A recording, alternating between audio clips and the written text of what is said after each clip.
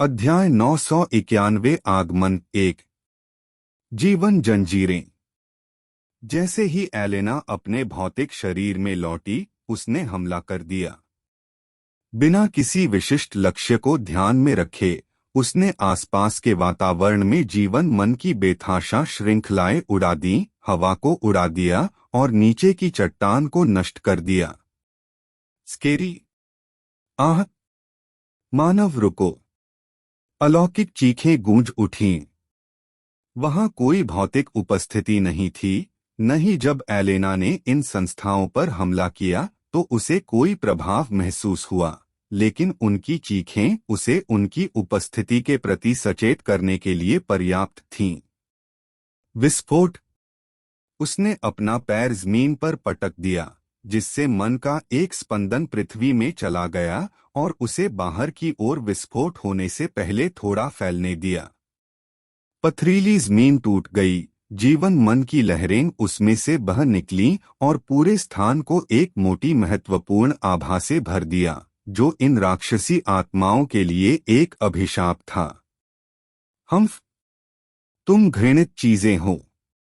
तुम वास्तव में मेरे शरीर को चुराने का प्रयास करने का साहस कर रहे हो। एलेना दहाड़ उठी। वह अपनी रगों में राक्षसी आभा महसूस कर सकती थी। यह एक स्पष्ट संकेत था कि जब उसका दिमाग खत्म हो गया था तब उन्होंने उसे उनमें से एक में भ्रष्ट करने की कोशिश की थी। यदि वह समय पर वापस नहीं आई होती तो उसका शरीर वास्तव में उनका अधिकार बन गया होता। उस समय वह जिस सबसे खराब संभावित परिदृश्य के बारे में सोच सकती थी वह संभवतः उन भयानक चीजों में से एक होगा जो उन्होंने अपनी नई प्राप्त भौतिक उपस्थिति के साथ किया था। दूसरी ओर, चूंकि वह समय पर बाहर आने में सक्षम थी, इन राक्षसी आत्माओं ने उसकी नई आक्रामक ताकत का परीक्षण करने के लिए सही लक्ष्य के रूप में काम किया। यह भी खूब रही। मेरी आधार आक्रमण शक्ति पहले की तुलना में लगभग दोगुनी मजबूत है और मेरी कानून अवधारणाएं अब पारलौकिक मृत्यु की उग्रता द्वारा समर्थित हैं। मेरा मन काली ऊर्जाओं का अभिशाप बनने की दिशा में एक कदम आगे बढ़ गया है। एलेना की तेज नजर ने अंधेरी जगह को पार किया, सैकड़ों राक्षसी आत्माओं का पता लगाया जो उसके चारों ओर सावधानी से घूम रही थीं। अपने भाइयों को मुर्गियों की तरह मारे जाने के बाद अब पास आने की हिम्मत नहीं कर रही थीं। एलेना परेशान हो गई, अब उनकी चिंता नहीं कर रही थी।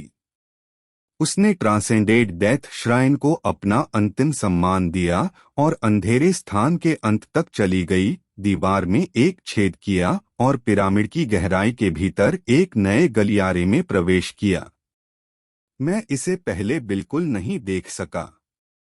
क्या ऐसा हो सकता है कि केवल वे ही लोग जो मंदिर को समझ सकते हैं इस मार्ग का उपयोग कर सकते हैं? एलेना को तुरंत एहसास हुआ कि अंधेरे स्थान में गिरने से पहले वह जिस मूल मार्ग पर चल रही थी उसके आसपास भी नहीं थी। वह पृथ्वी में कम से कम कई 100 मीटर गहराई में थी और उसके चारों ओर पिरामिड की संरचना कहीं अधिक जीर्णशीर्ण और अस्तव्यस्त थी, जिसमें विभिन्न छोटे जीव गलियारों से छटपटा रहे थे और अविकसित वनस्पतियां दीवारों को संक्रमित कर रही थीं। पब फ्यूचर द्वारा विज्ञापन। मुझे नहीं लगता कि हमें यहाँ आना चाहिए था, एलेना ने व्यंग्यपूर्वक सोचा। जहाँ तक मंदिर के चित्रलिपि में बताया गया है, अयाकाशी के मकबरे का सबसे बड़ा खजाना अपने चरम पर था, इसलिए वे सभी अन्य प्रतिभाएं इस क्षण तक अपनी पूरी ताकत के साथ ऊपर चढ़ रही थीं। किसने सोचा होगा कि पिरामिड वास्तव में अपने शरीर का इतना बड़ा हिस्सा पृथ्वी के नीचे छिपा रहा है? भले ही उन प्रतिभाओं को इसके बारे में पता हो, वे तब तक इस स्थान तक नहीं पहुंच पाएंगे जब तक कि उन्हें उसके जैसा अनुभव न हो। का मतलब था। आइए देखें कि एंजेल रेस मूल रहस्यवादी क्षेत्र में किस तरह के खजाने का पीछा कर रही थी। एलेना उद्देश्य के साथ आगे बढ़ी, राक्षसी आत्माओं को मार डाला और कब्र के जाल से यथासंभव कुशलता से बचती रही। और धीरे धीरे लेकिन निश्चित रूप से वह कब्र के बिल्कुल केंद्रीय बिंदु तक पहुंच गई। राक्षसी आत्माओं का असली दफन स्थल। लक्ज़ूरियन के प्रवेश द्वार पर एक सितारा जहाज रुका। जो विशेषज्ञ पवित्र प्रकाश क्षेत्र की प्रतिभाओं पर ध्यान केंद्रित कर रहे थे, उन्होंने तुरंत इस पर ध्यान नहीं दिया, लेकिन जैसे ही किसी की नज़र इसके किनारे पर शिखा पर पड़ी, बाकी सभी ने भी अपना ध्यान आकर्षित किया। यह घटना विशेष रूप से तब स्पष्ट हो गई जब लूसील व्यक्तिगत रूप से आने वाले मेहमानों का स्वागत करने के लिए बाहर गए।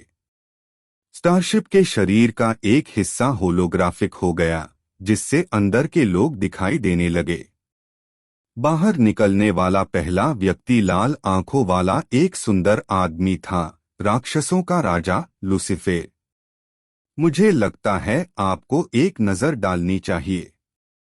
उनके बाद पार्सियल, उनके देवदूत समकक्ष और रॉयल दानव कबीले के बुजुर्ग और प्रतिभाशाली लोग आए। लूसीफेर, पार्सियल, काफी समय हो गया।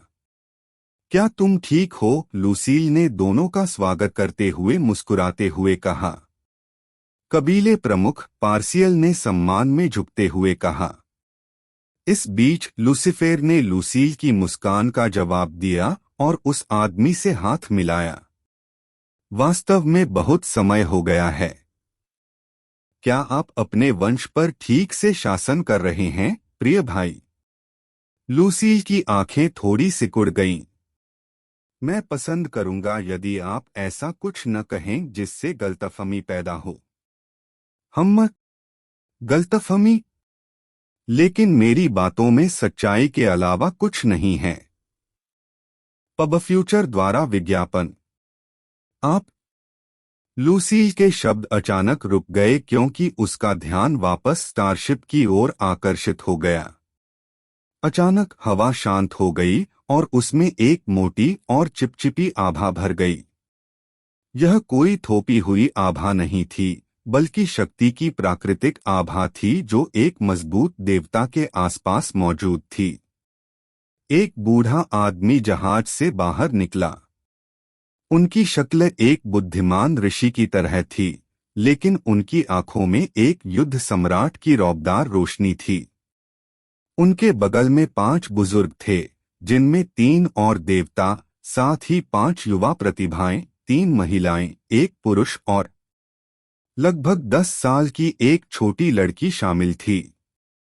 और उनमें से एक भी अपरिचित चेहरा नहीं था। वे हैं? लूसील ने लूसीफेर की ओर मुड़ते हुए उत्सुकता से पूछा, जिसने कंधे उचकाए। मुझसे मत पूछो। वे तुम्हारे अधीनस्थ के मेहमान हैं।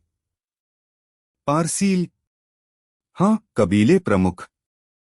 जैसा कि आप जानते हैं, मैंने वर्षों पहले उन बलों से संपर्क करने के लिए छोड़ दिया था, जिनके बारे में मुझे विश्वास था कि वे आने वाली लड़ाइयों में हमारी सहायता करेंगे। ये हैं। समूह के मुखिया बूढ़े व्यक्ति ने टोकते हुए कहा। पार्सियल, आपको हमारा परिचय देने की कोई जरूरत नहीं है। हम अपनी बात कहने में काफी सक्षम हैं। वह अपनी आंखों या आभा में किसी भी प्रकार की गड़बड़ी के संकेत के बिना सीधे देवदूत का सामना करते हुए लूसील के पास चला गया। मैं तियान यांग हूँ, शून्य बूढ़ा अमर। हम ह्यूमन डोमेन से इस भव्य आयोजन के लिए आपके निमंत्रण की सराहना करते हैं। उनके शब्द ईमानदार थे, लेकिन उनके पीछे का स्वर थोड़ा सा ताना देने वाला था, बस थोड़ा सा उपहास से भरा हुआ था जिसे सामान्य लोग समझ नहीं सकते थे। लूसील ने समूह पर नजर डालते हुए गुनगुनाया। वास्तव में मानव क्षेत्र की शक्तियों की उपेक्षा नहीं की जानी चाहिए। आपके पूर्वजों की उपलब्धियां सम्मान के योग्य हैं। क्या आपने सुना है कि नई पीढ़ी हमेशा पुरानी पीढ़ी से आगे निकल जाती है? मैं आपको सलाह दूंगा कि आप हमें तुच्छ न समझें। जिसने बात की वह दो देवताओं में से एक महिला तांग लिंगजी थी। वह और नशे में धुत बूढ़ा अमर चुपचाप अपनी उपस्थिति से तियान यांग का समर्थन करते हुए आगे बढ़े। ल्यूसील ने समूह को मुख्य हॉल में निर्देशित करते समय अभिव्यक्ति में कोई बदलाव नहीं दिखाया। हालांकि दूर से बातचीत देख रहे विशेषज्ञों के बारे में ऐसा नहीं कहा जा सकता था। मानव डोमेन, इसे व्यापक रूप से हे दृष्टि से देखा गया और इसे ग्रैंड हेवंस बाउंड्री के शेष क्षेत्रों में सबसे कमजोर माना गया। उपस्थित किसी को भी विश्वास नहीं था कि ह्यूमन डोमेन इस सभा में अपना चेहरा दिखाएगा, और निश्चित रूप से उन्हें उम्मीद नहीं थी कि वे इसे इतनी उग्रता से दिखाएंगे। तीन शक्तिशाली देवताओं का दिखावा करके अपना पहला परिचय देना शिष्टाचार नहीं बल्कि एक ताना था। वे व्यावहारिक रूप से इन विशेषज्ञों के कानों में चिल्ला रहे थे, आपको लगता है कि मानव डोमेन कचरा है? तो आइए हमारी मुट्ठी का परीक्षण करें और इसे साबित करें। अध्याय 992 आगमन 2। तियान यांग ने लग्जूरियन के हॉल के माध्यम से अपने समूह का नेतृत्व किया। जब वे पहले बैंक्वेट हॉल में प्रवेश कर रहे थे तो वे लुसील के साथ कंधे से कंधा मिलाकर खड़े थे। हॉल एक गर्भवती शांति से भर गया था क्योंकि अंदर मौजूद लोग समूह पर तरह तरह की निगाहें डाल रहे थे। तिरस्कार से भरी, उपहास से भरी, दिलचस्पी से भरी और यहाँ तक कि डर की हल्की सी झलक वाली निगाहों ने ह्यूमन डोमेन के लोगों को निशाना बनाया, मानो उनकी धैर्य की परीक्षा ले रहे हों। हम तियान यांग ने भीड़ के बीच से गुजरते हुए अदृश्य दबाव को कम करते हुए हल्के से खर्राटे लिए। उसके बाद बाकी लोगों ने एक बार भी आत्मविश्वास और सीधी मुद्रा नहीं खोई। पूरी ईमानदारी से कहें तो इस हॉल में विशेषज्ञ केवल अच्छे लोग नहीं थे। उनमें से एक बड़ा हिस्सा लालची और आत्मकेंद्रित था, जो उन लोगों के भाग्य की परवाह नहीं करता था जिनसे उन्हें लाभ नहीं होता था। इन लोगों के लिए मानव डोमेन एक अज्ञात खतरे का प्रतिनिधित्व करता था। भले ही उन्हें कितनी भी हे दृष्टि से देखा जाता हो, उनके पिछले कामों की कहानियां इन लोगों को सावधान करने के लिए काफी थीं। आखिरकार मानव क्षेत्र भले ही गिर गया हो, लेकिन इसके लोग स्पष्ट रूप से अभी भी मजबूती से खड़े थे। हालांकि उन्हें इन लोगों को अपमानित करने और जल्दी प्रभुत्व स्थापित करने की अपनी इच्छा को रोकने के लिए मजबूर होना पड़ा। क्योंकि मानव डोमेन बल अकेले नहीं पहुंचे थे, वे रॉयल दानव कबीले के साथ पहुंचे थे और उन्हें स्वर्गीय कबीले के एक सदस्य द्वारा व्यक्तिगत रूप से आमंत्रित किया गया था। इस तरह के मौन समर्थन को पढ़ना कठिन था, क्योंकि यह नहीं पता था कि वे बड़े प्रभाव उन लोगों की रक्षा के लिए कितनी दूर तक जाएंगे जिनका वे समर्थन कर रहे थे। इसलिए उन्हें कुछ भी करने से पहले तब तक स्थिति का निरीक्षण करने की आवश्यकता थी जब तक कि उन्हें यह ठीक से समझ न आ जाए कि ये शक्तियां कैसे काम कर रही हैं। इससे एक मौन सन्नाटा छा गया जब तियान यांग और उनका समूह हॉल के सामने पहुंच गए, जबकि लुसील ने शांति से और मुस्कुराते हुए उन्हें ग्रैंड असेंबली में अब तक जो कुछ भी हुआ था उसके बारे में बताया।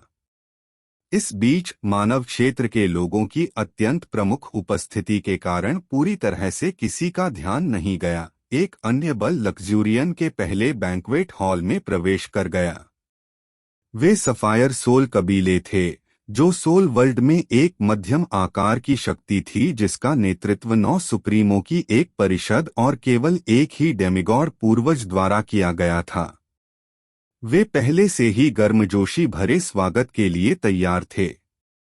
उनके पास बहुत अधिक रुतबा नहीं था और वे भाग्यशाली थे कि उन्हें ग्रैंड असेंबली के पहले भाग में भी जाने की अनुमति दी गई। यह एक आशीर्वाद था जो उन्हें केवल निर्वाण सोल पैलेस के अधीनस्थ संप्रदाय, सबसे मजबूत स्पिरिट रेस बलों में से एक होने से प्राप्त हुआ था। हालांकि उन्हें जो स्वागत मिला वह सिर्फ गुनगुना नहीं था, यह बर्फ से भी अधिक ठंडा था। हॉल में मौजूद एक भी विशेषज्ञ ने उनके प्रवेश द्वार पर ध्यान नहीं दिया। उनकी नजरें ध्यान के केंद्र की ओर घूम गईं। यही इस अपमान का कारण था जिसे वे चुपचाप सह रहे थे। एक छोटा समूह जो बिल्कुल भी उल्लेखनीय नहीं लग रहा था। आगे निरीक्षण करने और उन लोगों की पहचान जानने के बाद समूह के मुखिया थाइल नाम के एक सुप्रीम की आंखें धूर्तता से सिकुड़ गईं। मानव डोमेन अतीत का अवशेष है, लेकिन उनकी अभी भी एक मजबूत प्रतिष्ठा है। यदि हमारे शिष्य अपनी प्रतिभाओं को परास्त कर सकें तो हमारी प्रतिष्ठा बहुत बढ़ जाएगी। नीलमणि आत्मा संप्रदाय का अंतिम लक्ष्य अपनी मातृ संप्रदाय की छाया से बचना था। उनकी नज़र में यह भव्य सभा इस लक्ष्य की दिशा में काम शुरू करने के लिए सबसे उपयुक्त जगह थी। गुम्हार, अपने साथी शिष्यों को ले जाओ और उन मानव डोमेन प्रतिभाओं का परीक्षण करो। यदि तुम्हें लगता है कि तुम उन्हें हरा सकते हो तो उन्हें पूरी तरह से कुचल दो। उनका ध्वनि संचरण संप्रदाय के शीर्ष शिष्य गुम्हार के कानों में प्रवेश कर गया, जिन्होंने बुरी मुस्कान के साथ सिर हिलाया। पब फ्यूचर द्वारा विज्ञापन। समझ गया मास्टर। उसने अपने पीछे के 4 लोगों को अपने पीछे आने का इशारा किया और भीड़ के बीच से निकल गया। उसके कार्यों ने अंततः दूसरों को नीलमणि आत्मा संप्रदाय की उपस्थिति के प्रति सचेत कर दिया। हालांकि गुम्हार उन लोगों के प्रति बेहद असभ्य व्यवहार कर रहा था जिनकी उसे ठेस पहुंचाने की उसकी हैसियत नहीं थी, फिर भी किसी ने उसके आरोप को नहीं रोका। ये विशेषज्ञ उसके इरादों को कैसे नहीं भांप सके?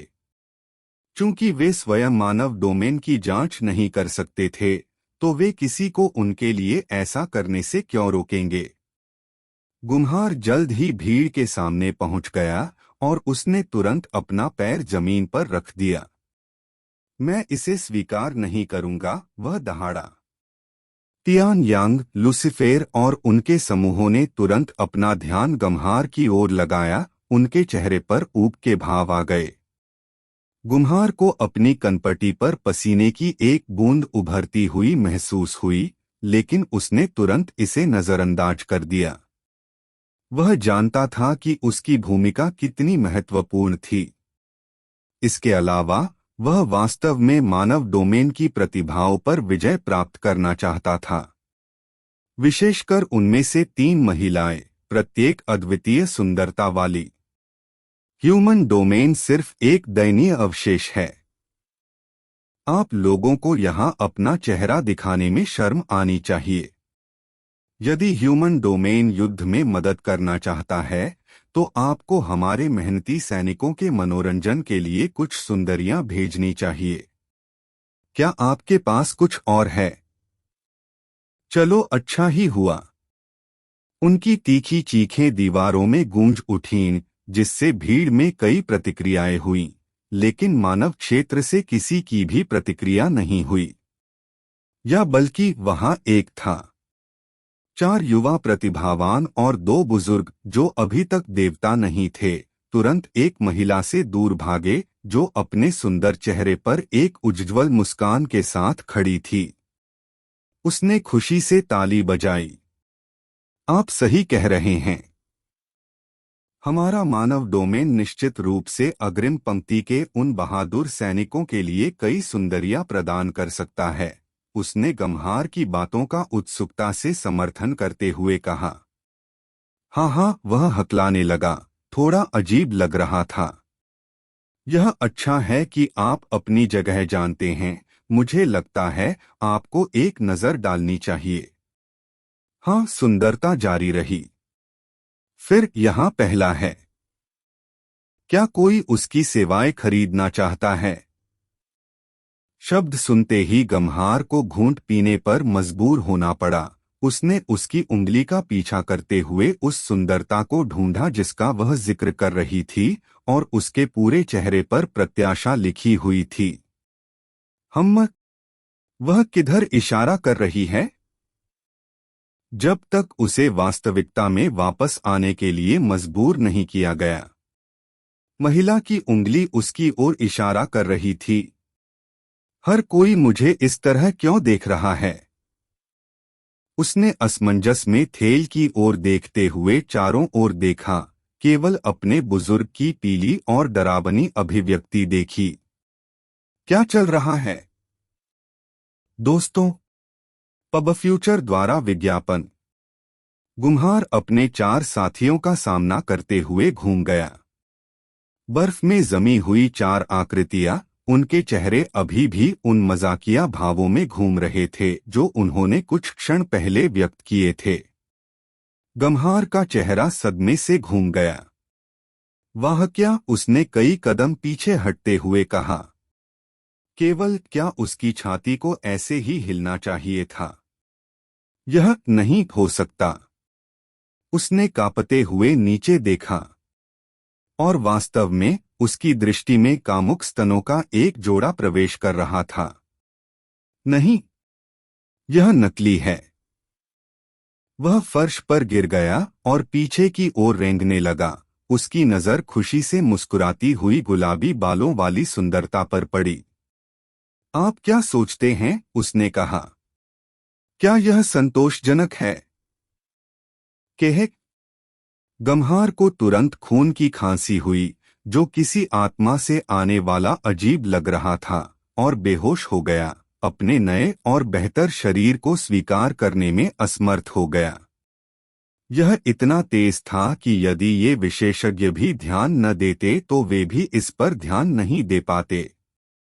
गुलाबी बालों वाली सुंदरता ने गम्हार पर इतना मजबूत भ्रम डाला कि वह लगभग वास्तविकता बन गई, और 1 सेकंड के भीतर उसके बगल की सफेद बालों वाली सुंदरता ने आणविक स्तर पर शेष 4 प्रतिभाओं को जमा दिया, जिससे वे तुरंत मर गईं। हम्फ। सफेद बालों वाली महिला ने तिरस्कारपूर्वक उपहास किया और स्थिति की परवाह न करते हुए दूर हो गई। इस बीच उसके साथी ने उसका ध्यान भीड़ की ओर आकर्षित किया, विशेषकर भीड़ के पीछे खड़े डरे हुए बुजुर्ग की ओर। तो फिर क्या किसी और को हमारे यहाँ रहने से कोई समस्या है?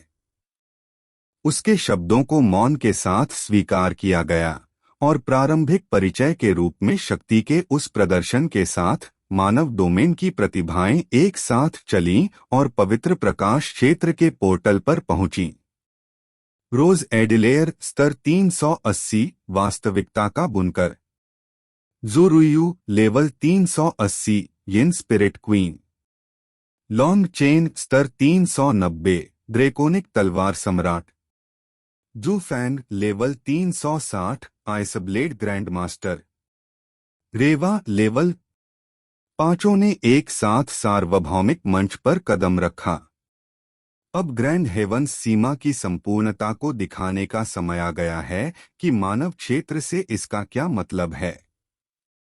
पवित्र प्रकाश क्षेत्र में कहीं डेमियन का शरीर हिल गया।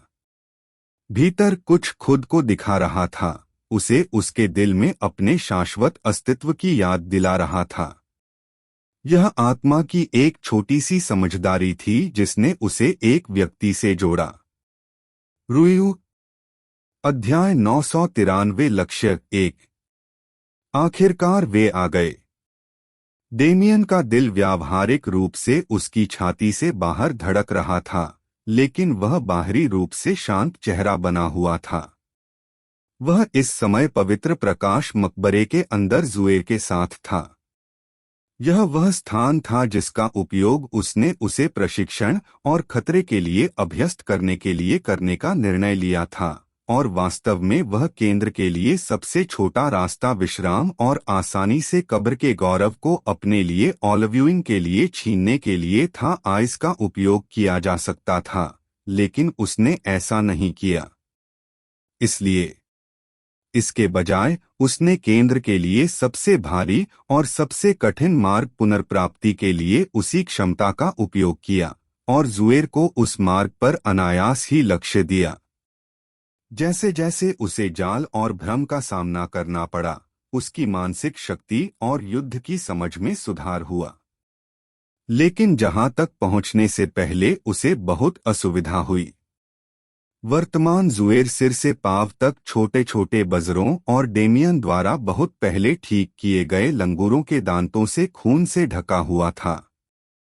हालांकि उन्हें उत्पन्न करने वाली खतरनाक बात बताई गई थी, फिर भी उनके साथ दर्द की भावना स्पष्ट रूप से याद की गई थी। वह खोखला था। जिस बाहरी दुनिया के बारे में उसने इतना सुना था कि वह कितनी ही चॉकलेट थी जो कि वेवेल में बताई गई थी। फिर भी हालांकि जुएर के लिए यह शांति बनी रहेगी जो डेमियन के आश्रय में बड़ी हुई थी, वह अपनी भावनाओं और सपनों वाली एक लड़की थी। एक दुःस्वप्न अभी भी उसे समय समय पर सताता रहता था। इसमें उनकी बचपन की फिल्मों की रिकॉर्डिंग की गई है, जहां उन्होंने अपने गांव के लोगों को पूर्वजों से मरते देखा था, जहां वह लगभग उनके साथ अंडरवर्ल्ड में शामिल हो गए थे। यह एक ऐसी स्मृति थी जिससे डेमियन ने उसे बचाया था, लेकिन वह हमेशा सोचती थी कि अगर वह वहां नहीं होता तो क्या होता। जब उसने कैलिप्टो से बचाए गए लोगों और यहां तक कि 3000 बीस्ट माउंटेन रेंज से बचाए गए लोगों की भयानक कहानियां सुनी, तो उसे एहसास हुआ कि वह अपने संघर्ष में अकेली नहीं थी। पूरे ब्रह्मांड में लोग पीड़ित थे और उनके पास खुद को बचाने का एकमात्र तरीका मजबूत बनना था। यह वह एहसास था जिसने उसे एल्विरा से उसे पढ़ाने के लिए विनती करने के लिए प्रेरित किया, जब तक कि बाद में उसने हार नहीं मान ली। और यह वही गहरा विचार था जिसने उसे डेमियन का प्रशिक्षण प्राप्त करने के लिए प्रेरित किया, चाहे वह कितना भी कठोर क्यों न हो। उसके बड़े भाई और गुरु के रूप में डेमियन उसकी आंखों में स्पष्ट रूप से उग्र चमक देख सकता था, और इस प्रकार उसने उसे अपनी इच्छानुसार कार्य करने से नहीं रोका, केवल उसके पीछे रहा और यह सुनिश्चित किया कि उसे कभी भी मौत का सामना नहीं करना पड़ेगा। मैं इस राज्य को अच्छी तरह जानता हूँ। यह वही स्थिति है जिसने मुझे प्रथम कालकोठरी के माध्यम से जीवित रहने की अनुमति दी। मुझे नहीं पता कि उसे यह कहाँ मिला, लेकिन वह जो अभिनय कर रही है वह हताशा है। वह पूछना चाहते थे कि सत्ता की इतनी बेताब इच्छा कहाँ से आई, लेकिन उन्होंने सवाल टाल दिया। जब वह उसे बताने के लिए तैयार होगी तो वह बताएगी। इस तरह की इच्छा अपने आप में बेहद खतरनाक है, खासकर बढ़ते किशोरों के लिए। उस हताशा को गर्मजोशी के साथ संतुलित करने के लिए उसे यहाँ मेरी चुपचाप सहायता की जरूरत है, अन्यथा उसका अंत भी मेरी तरह हो सकता है। पब फ्यूचर द्वारा विज्ञापन। डेमियन अपनी महिलाओं के लिए महसूस की गई भयानक लालसा से अपनी आत्मा को रक्तस्राव महसूस कर सकता था, लेकिन अब स्वार्थी होने का समय नहीं था। वे यहाँ मानव क्षेत्र के प्रतिनिधियों के रूप में हैं, जिसका अर्थ है कि वे यहाँ कुछ साबित करने के लिए आए हैं। यदि ह्यूमन डोमेन सार्वभौमिक परिदृश्य में फिर से प्रवेश करने की योजना बना रहा है, तो मुझे अपनी संबद्धता प्रकट करने के लिए सही समय चुनने की आवश्यकता है। यदि वह सीधे तौर पर खुद को मानव डोमेन का हिस्सा होने का दावा करता है, तो उसकी रोशनी उन पर हावी हो जाएगी और जो वह चाहता था उसका विपरीत प्रभाव पड़ेगा। यदि वह रोज रुयू और बाकियों के खुद को साबित करने तक इंतजार करता और फिर अंत में शीर्ष पर एक चेरी के रूप में झपट्टा मारता, तो ह्यूमन डोमेन को एक ऐसे क्षेत्र के रूप में किंवदंतियों में रखा जाता जिसने अनगिनत प्रतिभाओं को बनाने की अपनी क्षमता को बरकरार रखा। सबसे खराब स्थिति। अच्छा, मैं जुएर को बिना किसी चिंता के प्रशिक्षित कर सकता हूं और बाहर की स्थिति उन पर छोड़ सकता हूं।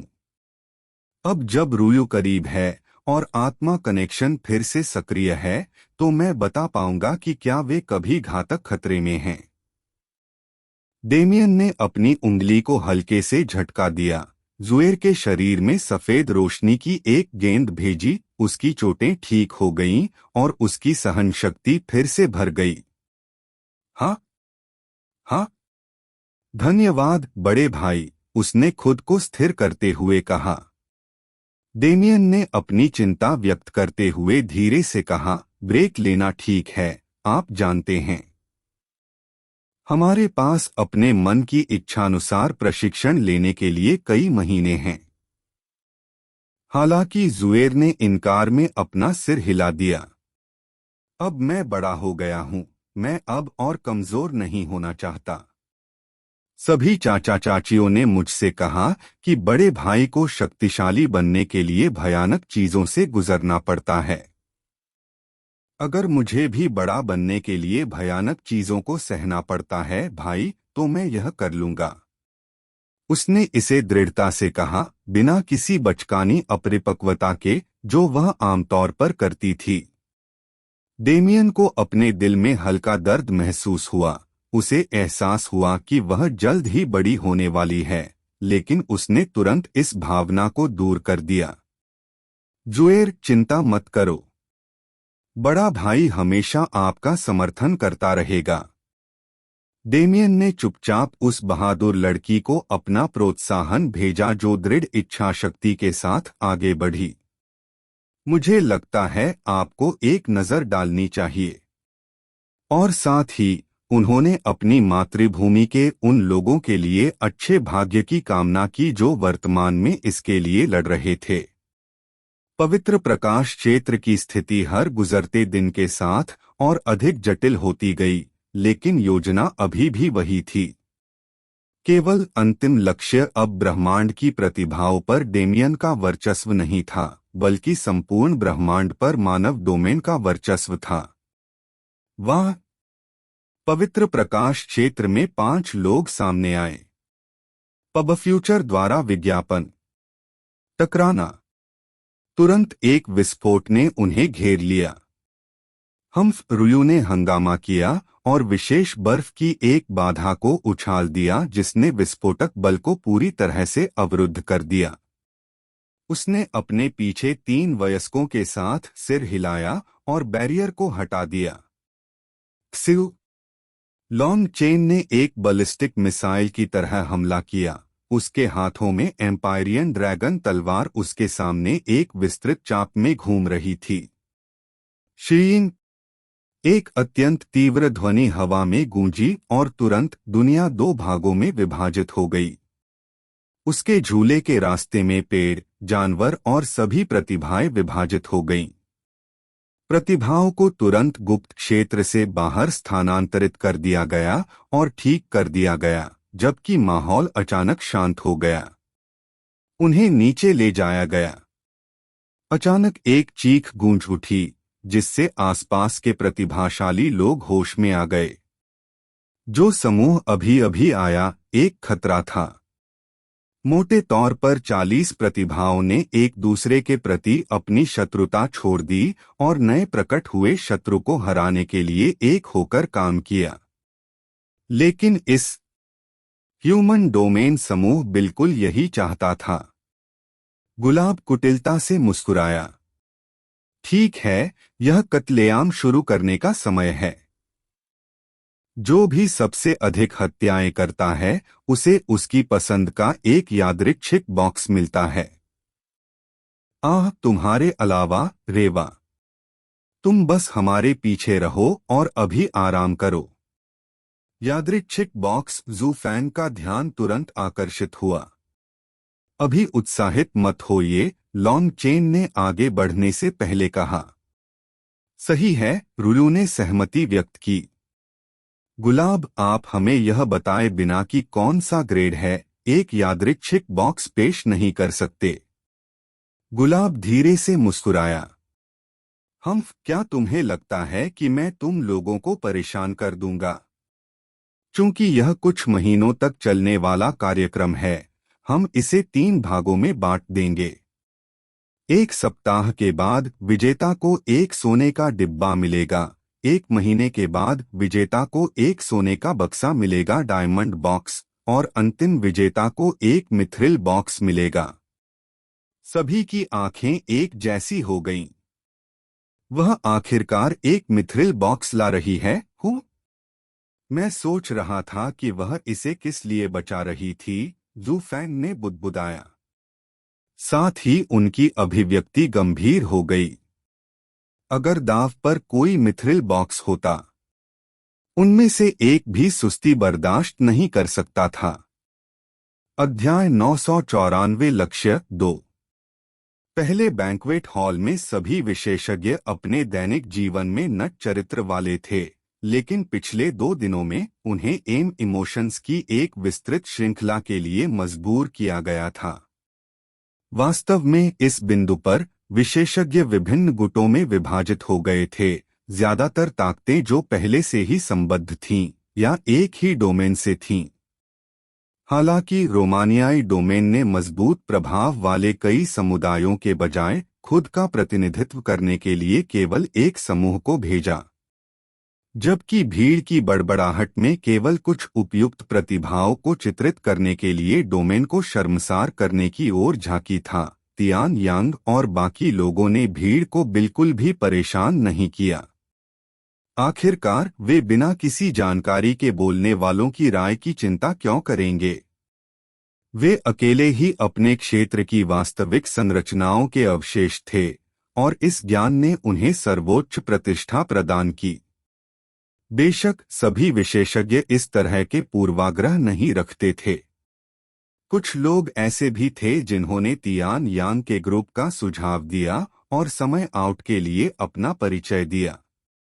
ये मुख्य रूप से वे लोग थे जिनके पास मजबूत संबंध नहीं थे, जिन्होंने उन्हें प्राचीन देव कबीला की तरह एक पक्ष के लिए मजबूर किया। और निश्चित रूप से बहुत ही गुमनाम निर्देशक अलुकार्ड और कमांडर हो। यूनिवर्स में केवल एक ही प्रभाव था जो पूरी तरह से एक कर्मचारी होने का दावा कर सकता था, और वह किसी और को नहीं बल्कि hidden death valley of death emperor star को प्रभावित कर सकता था। आपसे परिचय होना खुशी की बात है, निर्देशक ने करीब ही बात की, सिर हिलाते हुए स्नेह अविश्वास कहा। ओह, तियान यांग ने हल्की सी मुस्कान के साथ कहा। क्या आप अलुकार्ड हो सकते हैं? क्या हम पहले मिले हैं? कि डायरेक्टर ने थोड़ा असमंजस में पूछा। तियान यांग ने मनोरंजन में अपना सिर हिलाया। शायद आप मेरे इस संस्करण को नहीं पहचानते, लेकिन शायद आपके पास यांग तियान नाम के एक व्यक्ति की कुछ धुंधली याद है। यांग तियान। निर्देशक की आंखें अचानक चौड़ी होने से पहले गूंज उठीं। पागल कमीने यांग तियान। एक और केवल एक। हाँ हाँ हाँ हाँ, डायरेक्टर जोर जोर से हंसे। यह कैसे हो सकता है? मुझे लगा कि आप उन सभी सहस्राब्दियों पहले प्राचीन पौराणिक क्षेत्र में मर गए थे। पब फ्यूचर द्वारा विज्ञापन। तियान यांग गर्मजोशी से मुस्कुराया जब उसके पुराने परिचित ने खुशी से उसके कंधे पर हाथ मारा। मुझे भी लगा कि मैं मर गया हूँ, लेकिन जब मैं जागा तो मैं ह्यूमन डोमेन में अपने घर लौट आया था। काफी अजीब परिस्थिति थी, है ना? इस ब्रह्मांड में इतना दुर्लभ नहीं जितना कोई इस पर विश्वास करेगा। क्या यह सच नहीं है? तियान यांग की युवावस्था ऐसे समय में हुई जब मानव डोमेन व्यापक ब्रह्मांड से पूरी तरह से अलग नहीं हुआ था।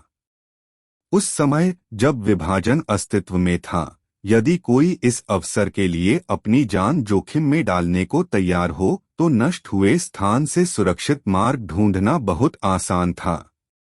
तियान यांग ने एक रहस्य छिपा रखा था जिसे मानव क्षेत्र में कोई नहीं जानता था। उसके बुद्धिमान और बुद्धिमान स्वरूप के नीचे एक व्यक्ति था जो अपनी युवावस्था में इतना पागल बर्बर था कि उसकी सार्वभौमिक रूप से प्रदत्त उपाधि पागल बास्टर्ड थी। उस समय वह जिन लोगों को जानता था उनमें से बहुत से लोग अब भी जीवित नहीं थे, और जो लोग जीवित थे उनमें से केवल अलुकार्ड ही, जिसके सामने उसने अभी अभी अपनी पहचान प्रकट की थी, उसके और उसके अतीत के बीच संबंध स्थापित कर सका। तियान यांग और अलुकार्ड ने एक दूसरे के जीवन के विवरणों को पकड़ते हुए हंसी मजाक में बातचीत करना शुरू कर दिया, जबकि तांग लिंगजी और अल्बियस ने अन्य प्रभावों का मनोरंजन किया जो मानव डोमेन का स्वागत करने आए थे। अचानक भीड़ में हांफने की लहर फैल गई।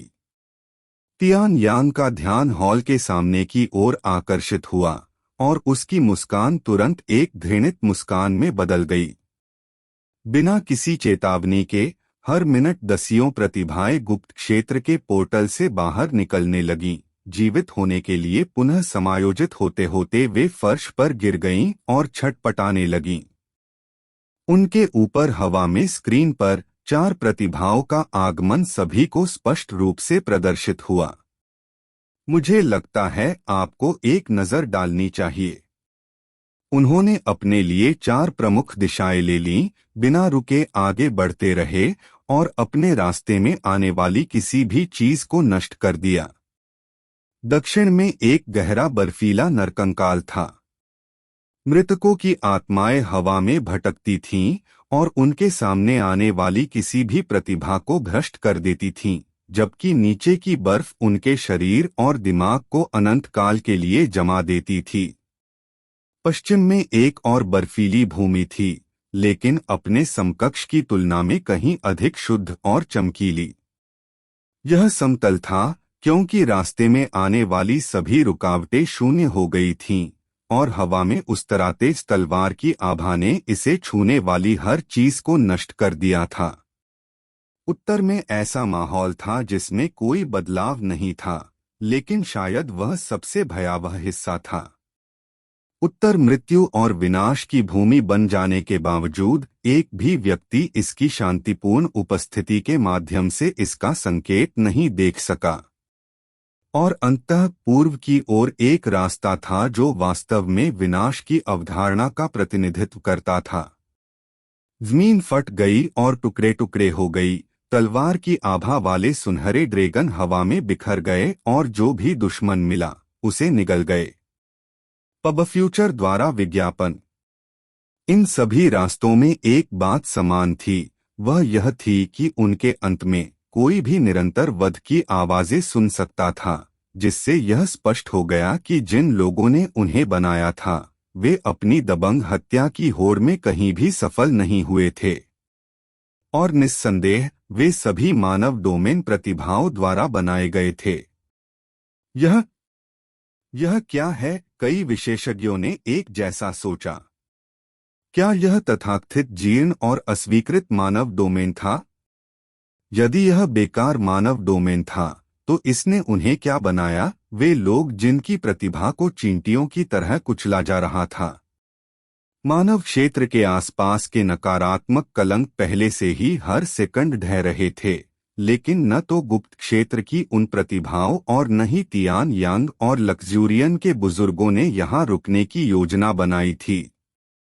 किसी भी अन्य व्यक्ति की तरह उन्हें भी अतीत की छाया में रहने की कोई इच्छा नहीं थी। चाहे वह ब्रह्मांड की उत्पत्ति पर हो या समय के अंत में जब सृष्टि शून्य में लौट आई हो, मानव डोमेन सभी के लिए एक पौराणिक अस्तित्व बना रहेगा। वह अंतिम लक्ष्य था। यह एक बड़ी जगह थी जो अयाकाशी के मकबरे की सीमा के भीतर फिट होने के लिए बहुत बड़ी थी। दीवारें पुरानी गहरे भूरे रंग की ईंटों से बनी थीं, जो गीली हरी काई और लताओं से ढकी हुई थीं, जो चारों ओर ऐसे रेंग रही थीं जैसे वे जीवित हों। मैदान प्राचीन अक्षरों और चित्रलिपियों से अटा पड़ा था, जो विभिन्न प्रतीकों को दर्शाते थे जो लंबे समय से समय के इतिहास में खो गए थे। जंजीरें छत तक फैली हुई थीं और कई फीट नीचे तक फैली हुई थीं, एक दूसरे से टकरा रही थीं क्योंकि वे उस रहस्यमयी हवा से बह रहे थे जो अंतरिक्ष में चारों ओर से घिरी हुई थी और पहले से ही भयानक माहौल को असंगत धुनों से भर रही थी जो मौत के गीत गा रही थी। केंद्र को छोड़कर पूरे क्षेत्र में अत्यधिक दुर्बलता के लक्षण दिखाई दे रहे थे, जहां एक विशाल स्टेल अपने अकेले के पास खड़ा था।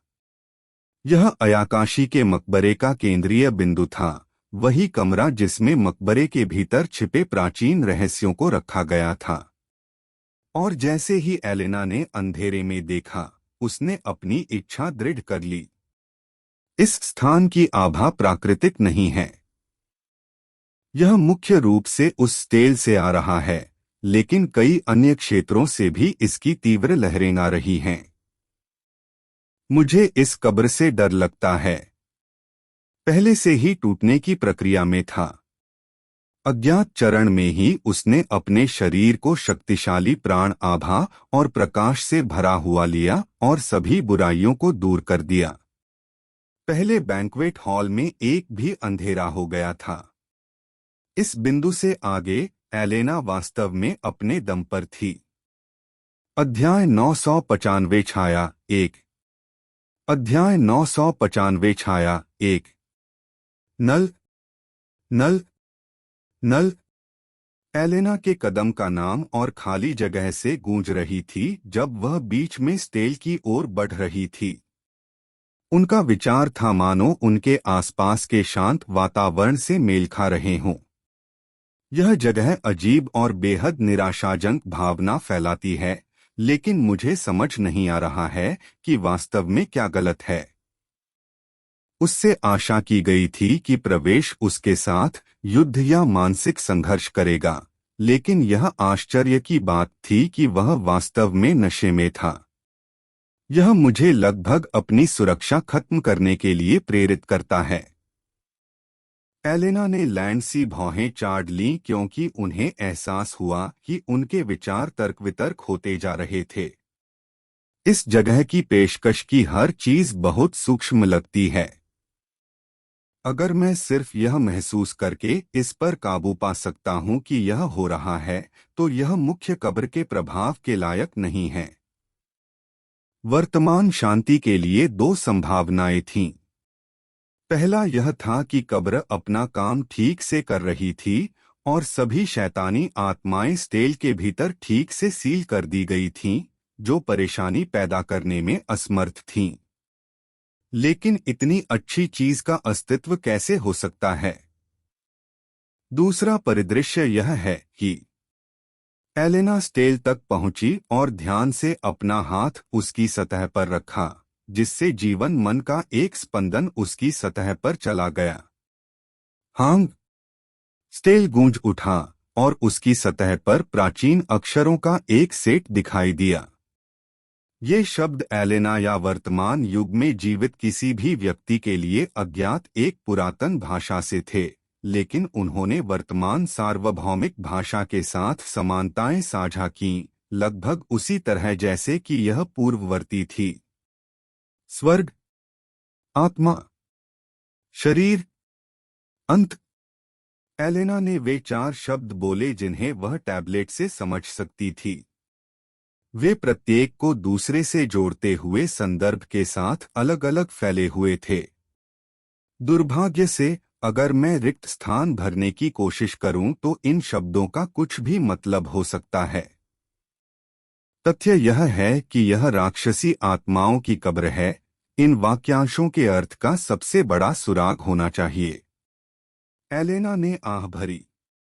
प्राचीन इतिहास के बारे में उनका ज्ञान नगण्य था क्योंकि उक्त अधिकांश ज्ञान ब्रह्मांड से मिटा दिया गया था।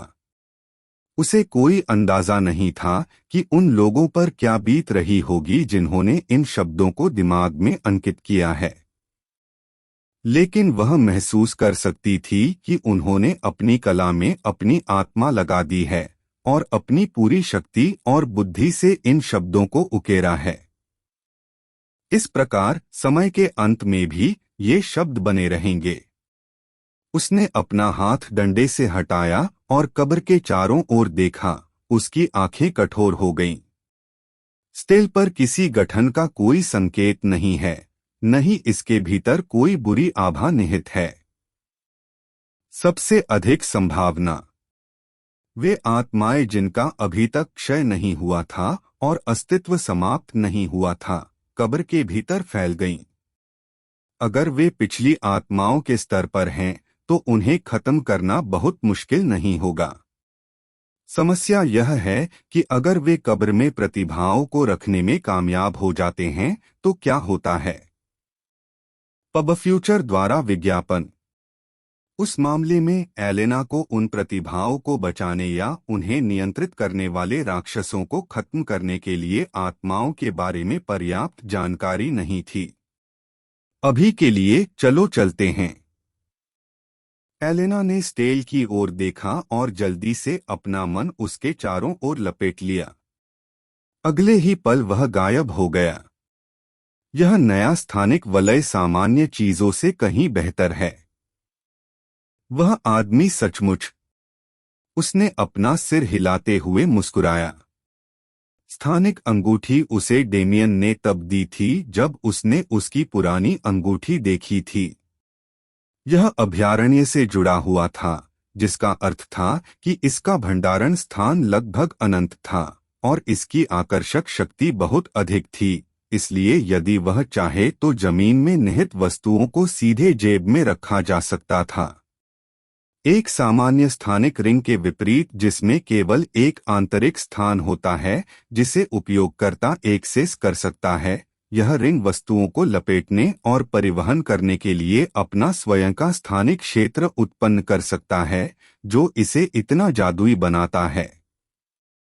स्टेल लेने के बाद एलेना जल्दी से मुख्य मकबरे से निकल गई। टकराना, या कम से कम उसने कोशिश की। एक विस्फोट से कब्र का प्रवेश द्वार ध्वस्त हो गया, जिससे वह तब तक अंदर फंसी रही जब तक वह मलबे के ढेर से निकल नहीं पाई। कौन? वह चिल्लाई, उसकी आंखें तेज हो गईं। उसने अपने मन को बुलाया और उसे अपने शरीर के चारों ओर सुरक्षात्मक रूप से लपेटने दिया, ताकि उसे हमला करने की आवश्यकता पड़े। और उसने आसपास का निरीक्षण किया। उसकी निगाहें जगह के हर इंच को ध्यान में रख रही थीं। उसने यह एहसास करते हुए अपने दांत पीस लिए। यह सही है। प्रवेश करने से पहले मैंने पहले ही स्टेल की आभा और वातावरण से ही आभा को महसूस कर लिया था। वह व्यंग्यपूर्वक मुस्कुराई। मुझे लगता है कि आखिरकार भ्रम मुख्य मकबरे के प्रभाव के योग्य था। उसे इसका एहसास होने के बाद भी इसका उस पर असर पड़ा और उसे खतरे का कोई एहसास नहीं हुआ। और इस वजह से उसने स्टेल का अध्ययन करने में बहुत अधिक समय बिताया और एक सेकंड के लिए राक्षसी आत्माओं के मामले को पूरी तरह से भूल गई। वाह! अंतरिक्ष में एक तेज हवा चली, जिसका मूल अज्ञात था। एलेना ने अपने चारों ओर अंधेरे में बढ़ती आभा को महसूस किया। वह मंदिर क्षेत्र से उन भयानक आवाजों को वापस लौटती हुई महसूस कर सकती थी। जैसा कि अपेक्षित था, राक्षसी आत्माएं। नल। वह एक कदम पीछे हट गई और अपने सामने हवा में प्रकाश मन प्रक्षेपित करने लगी। लानत है! उसका चेहरा पीला पड़ गया। वह बिल्कुल भी अंधकार नहीं था। वह था पब फ्यूचर द्वारा विज्ञापन। अंधकार रूपांतरित हो गया। यह लहरों की तरह लहरा रहा था और छत से लटकती जंजीरों के पास हवा में एक चेहरे जैसा कुछ बन गया। दौड़ना। उसने बाहर निकलने की ओर देखा। मुझे मलबे से निकलने में 5 मिनट लगेंगे। उसकी नजरें अपने ऊपर मंडराती छाया पर वापस गईं, ठीक उसी समय जब उसने देखा कि उसकी आंखें और मुंह एक मुड़ी हुई मुस्कुराती अभिव्यक्ति में बदल गए हैं। मुझे लड़ना होगा। शिंग। टकराना। उसने अपनी तलवार वापस ले ली और छाया से आमने सामने मिलते हुए हवा में तीर चलाया। उसकी तलवार एक साफ चाप में हवा में कट गई, जिससे छाया के शरीर में प्रकाश और जीवन की लहर दौड़ गई। जैसे ही स्लैश छाया में गायब हो गया, एक अजीब सी खोखली आवाज गूंज उठी। एलेना के साथ उसका संबंध पूरी तरह से टूट गया। सही है, वह बुदबुदाई। राक्षसी आत्माएं अलौकिक प्राणी थीं। यह उनकी सबसे बड़ी ताकत थी, लेकिन यही कारण भी था कि वे शव रखे बिना कब्र से बाहर नहीं निकल सकते थे। और राक्षसी आत्माओं के इस समूह के लिए मैं एक आदर्श शरीर बन गया हूँ। एक व्यक्ति का शरीर जिसने अपनी ताकत के अलावा कुछ भी नहीं किया, अयाकाशी के मकबरे के बिल्कुल केंद्र तक पहुंच गया। वह नहीं तो फिर कौन? वाह! एलेना की आंखें अचानक चौड़ी हो गईं। उसने अपने शरीर को बगल में मोड़ लिया, ठीक उसी समय जब छाया की एक विशाल लहर उसकी तरफ टकराई। टकराना। उसने पीछे की ओर गोली मारी और कब्र की घनी दीवारों से टकरा गई, दरारों से खुद को बाहर खींचते समय मुंह में खून भरते हुए खांसने लगी। पतुई।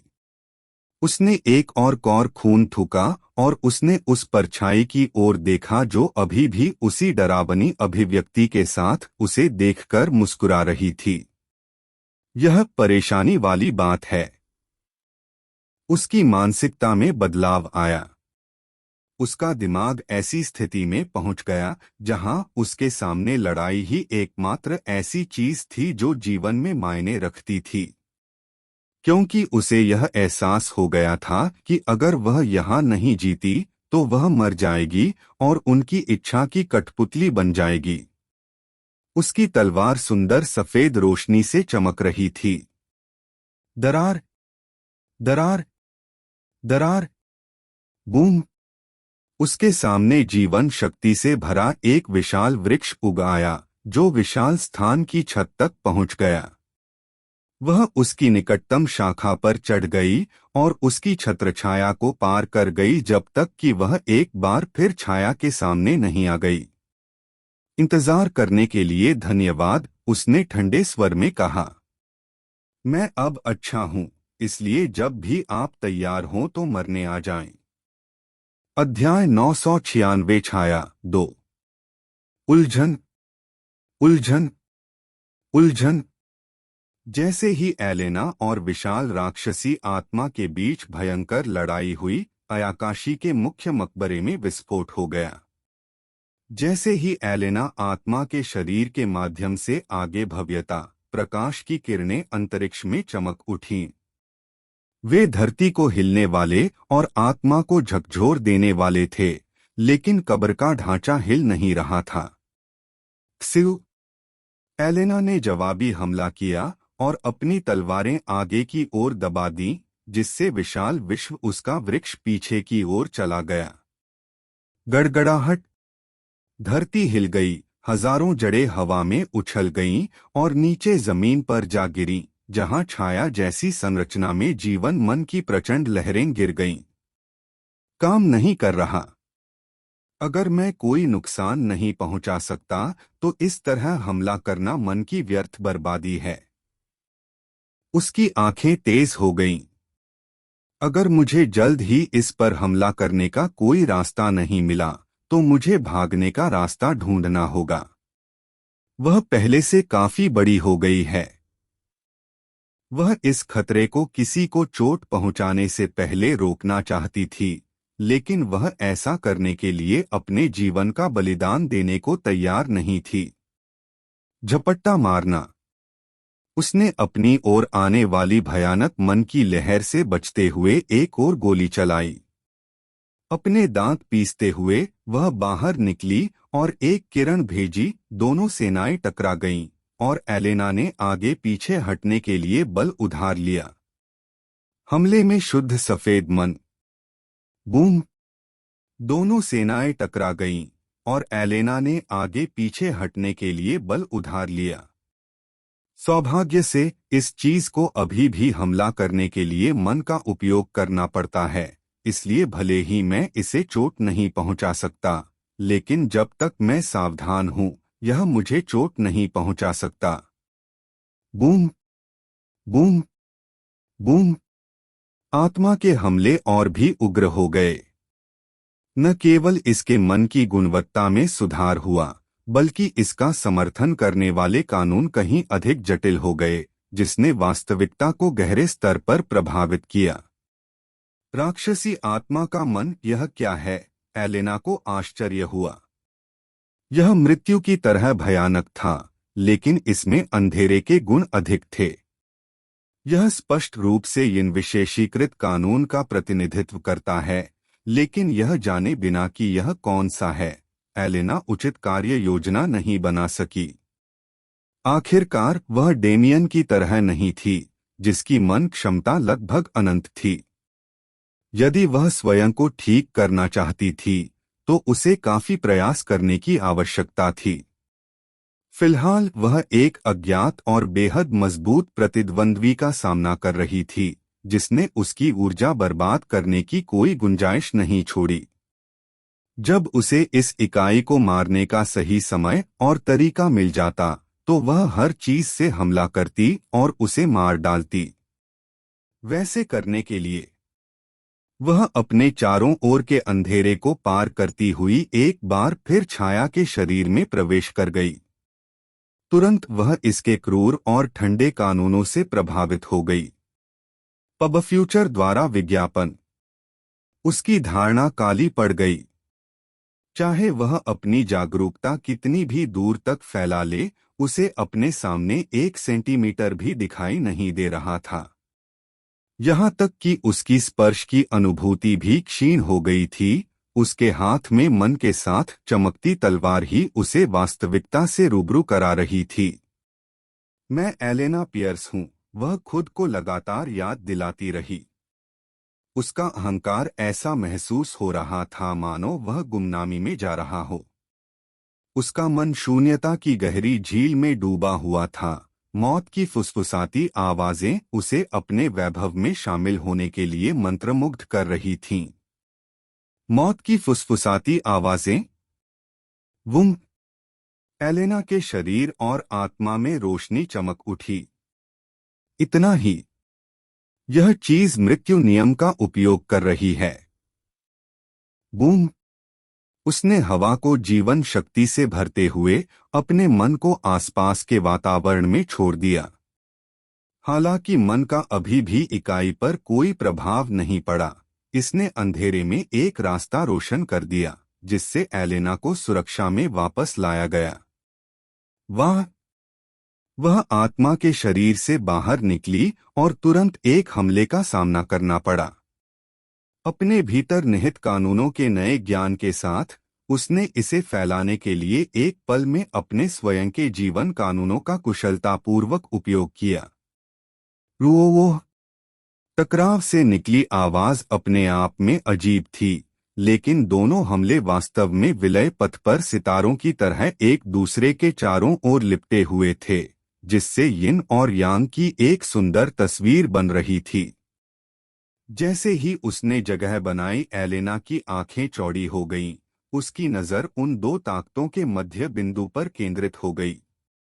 उसने जो देखा वह जीवन और मृत्यु के बीच की बातचीत थी, जो संसार का प्रतिनिधित्व था। यह वह नहीं है जो मैं चाहता हूँ। उसके अवचेतन की गहराई से उपजे विचार को देखकर उसकी आंखें चौड़ी हो गईं। ठीक है, यह वह नहीं है जो मैं चाहती हूँ, उसने इस बार पूरी तरह सचेत होकर दोहराया। वह जिसका पीछा कर रही थी वह शांति नहीं थी। वह जिसका पीछा कर रही थी वह जीवन नहीं था, जो मृत्यु के साथ साथ संपूर्ण के आधे हिस्से के रूप में कार्य करता था। वह जीवन के स्रोत का ही पीछा कर रही थी।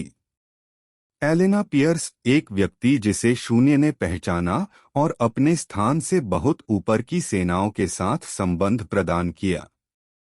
यदि वह इतना ही चाहती तो उसे कभी इतना सम्मान न मिलता। वूम। जीवन का सार उसके शरीर के चारों ओर व्याप्त हो गया। जीवन जिसने मृत्यु को पार किया, हवा में घूम गया। पब फ्यूचर द्वारा विज्ञापन। अंत में अन्य प्राणियों की तरह ईथर प्राणी भी मन पर निर्भर थे। इसलिए इसके मैना को पूरी तरह से कुचलने से हमला करने का रास्ता खुल जाएगा। मेरा लक्ष्य कभी भी एक सुंदर जीवन का पीछा करना नहीं रहा है। जब से मुझे इस दुनिया में प्रवेश करने का अवसर मिला है, मैं किसी भी और सभी चीजों को दबाने के इरादे से आगे बढ़ रहा हूं। उसकी घोषणा ब्रह्मांड के प्रति ही थी। वह जीवन जो मृत्यु को संतुलित करता है, ब्रह्मांड उसे रख सकता है। एलेना पियर्स ऐसी व्यक्ति नहीं थी जो किसी की इच्छा के अनुरूप हो, भले ही वह स्वयं स्वर्ग ही क्यों न हो। उसने अपने मन को आगे बढ़ाया और अपना पैर हवा में पटक दिया जैसे कि वह ठोस हो, धूमकेतु की तरह हवा में उछल रही हो। उसने अपनी तलवार दूर रख दी। यह सिर्फ एक उपकरण था, अब उसका समर्थन करने के लिए पर्याप्त मजबूत नहीं था। उसके हाथ एक साथ ताली बजा रहे थे और उसकी उंगलियां एक दूसरे के चारों ओर घूम रही थीं, जिससे पिरामिडनुमा पिंजरे में फंसी आंख जैसा प्रतीक बन गया। जैसे ही उसने अपनी आंखें हल्की सी बंद कीं, उसके हाथ धीरे धीरे आगे बढ़े। हांग! एक प्राचीन घंटी की ध्वनि हवा में गूंज उठी। माहौल सफेद रंग में रंगा हुआ था। नहीं, सफेद रोशनी की एक किरण पवित्र प्रकाश क्षेत्र के आसमान में एक प्रकाशस्तंभ की तरह गिरी, जो अयाकाशी के मकबरे के ऊपर जलाई गई थी।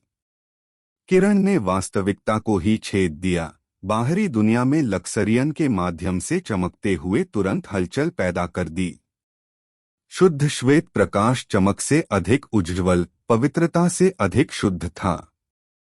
इसका अस्तित्व दुनिया में कुछ सेकंड के लिए पवित्र था। इसने उन भाग्यशाली लोगों की आंखों को आशीर्वाद दिया जो इसके खत्म होने से पहले इसे देख सके। हालांकि बस कुछ ही सेकंड कई दिलों में भारी लहरें पैदा करने के लिए काफी थे। आखिरकार वह पवित्र किरण उसके स्वरूप से कहीं अधिक महान चीज का प्रतिनिधित्व करती थी।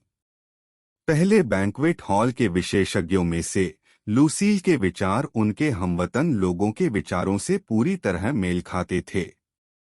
यह सचमुच प्रतिभाओं का युग है। पवित्र प्रकाश क्षेत्र किसी की अपेक्षा से कहीं अधिक महत्वपूर्ण साबित हो रहा था। ऐसा लगता है कि हमें कुछ बदलाव करने होंगे। लूसील ने तुरंत क्षेत्र छोड़ दिया और स्वर्गीय कबीले में अपने साथियों के साथ एक बैठक बुलाई। इस बीच अयाकाशी के मकबरे के बिल्कुल मध्य में एलेना का हमला प्रकट हुआ। एक शक्तिशाली चमकती स्वर्गीय आंख, जो राक्षसी आत्मा के टाइटैनिक शरीर से छोटी नहीं थी, असंभव गति से उसकी ओर चली। काले धब्बे लगभग स्याही की तरह हवा में उड़ गए, जिससे आंख पर परत चढ़ गई। सिस! जैसे ही अख का मन उसमें से जल गया, स्याही धीरे धीरे जलने लगी और उसे विस्मृति में भेज दिया।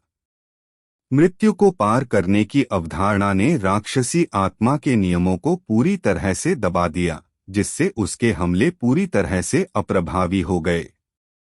और जैसे ही हमला अंतः आत्मा के शरीर से टकराया, एलेना एक गुणात्मक परिवर्तन से गुजरी। उसके अंतिम लक्ष्य की समझ के साथ साथ एक और मायावी अवधारणा की समझ भी आई, दंतकथाएं। क्योंकि उस पल में एलेना ने अपनी खुद की किंवदंती को परिभाषित किया। डेमियन से पहले भी उसने अपनी दिव्यता बनाने की दिशा में एक कदम उठाया था। इस समय एलेना चौथी कक्षा के चरम शिखर पर कदम रख चुकी थी। अध्याय 997 छाया 3। स्क्री!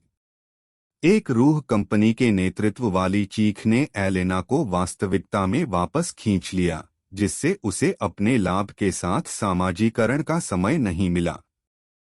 लड़ाई के दौरान आगे बढ़ने का नतीजा यह होता है कि हम हर चीज को ठीक से समझने में असफल हो जाते हैं, लेकिन लड़ाई में उन बाधाओं को दूर करने का सबसे अच्छा तरीका भी है। एक और राक्षसी आत्मा के शरीर को एक दूसरे से भयंकर रूप से झटका लगा, जिसे देखकर एलेना की गर्दन कट गई। राक्षसी आत्मा स्पष्ट रूप से दर्द महसूस कर रही थी, जो उसकी चीख और उसकी छाया जालों की मार से स्पष्ट थी। ये नहीं मरेगा, एलेना को पता चला। आंख शक्तिशाली थी, लेकिन यह केवल प्रारंभिक समझ का परिणाम था। अनगिनत राक्षसी आत्माओं के विलय से बनी इकाई को मारना इतना आसान कैसे हो सकता है? हालांकि आखिरकार उसके पास इकाई को नुकसान पहुंचाने का एक तरीका था। उसे अस्तित्व से छुटकारा दिलाने के लिए उसे और अधिक काम करने की जरूरत थी। वूम, टकरा जाना।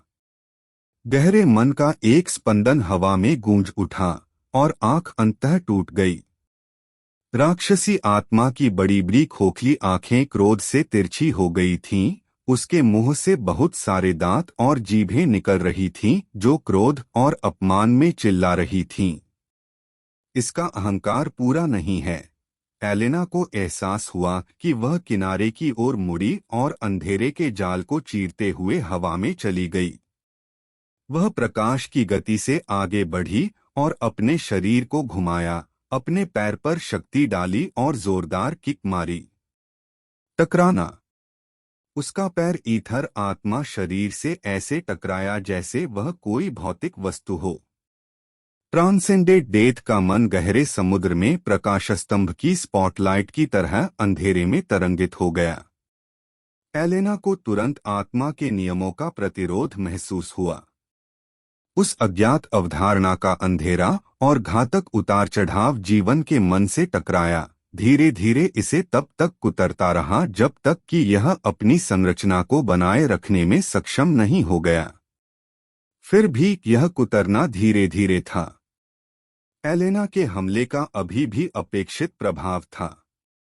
स्क्री।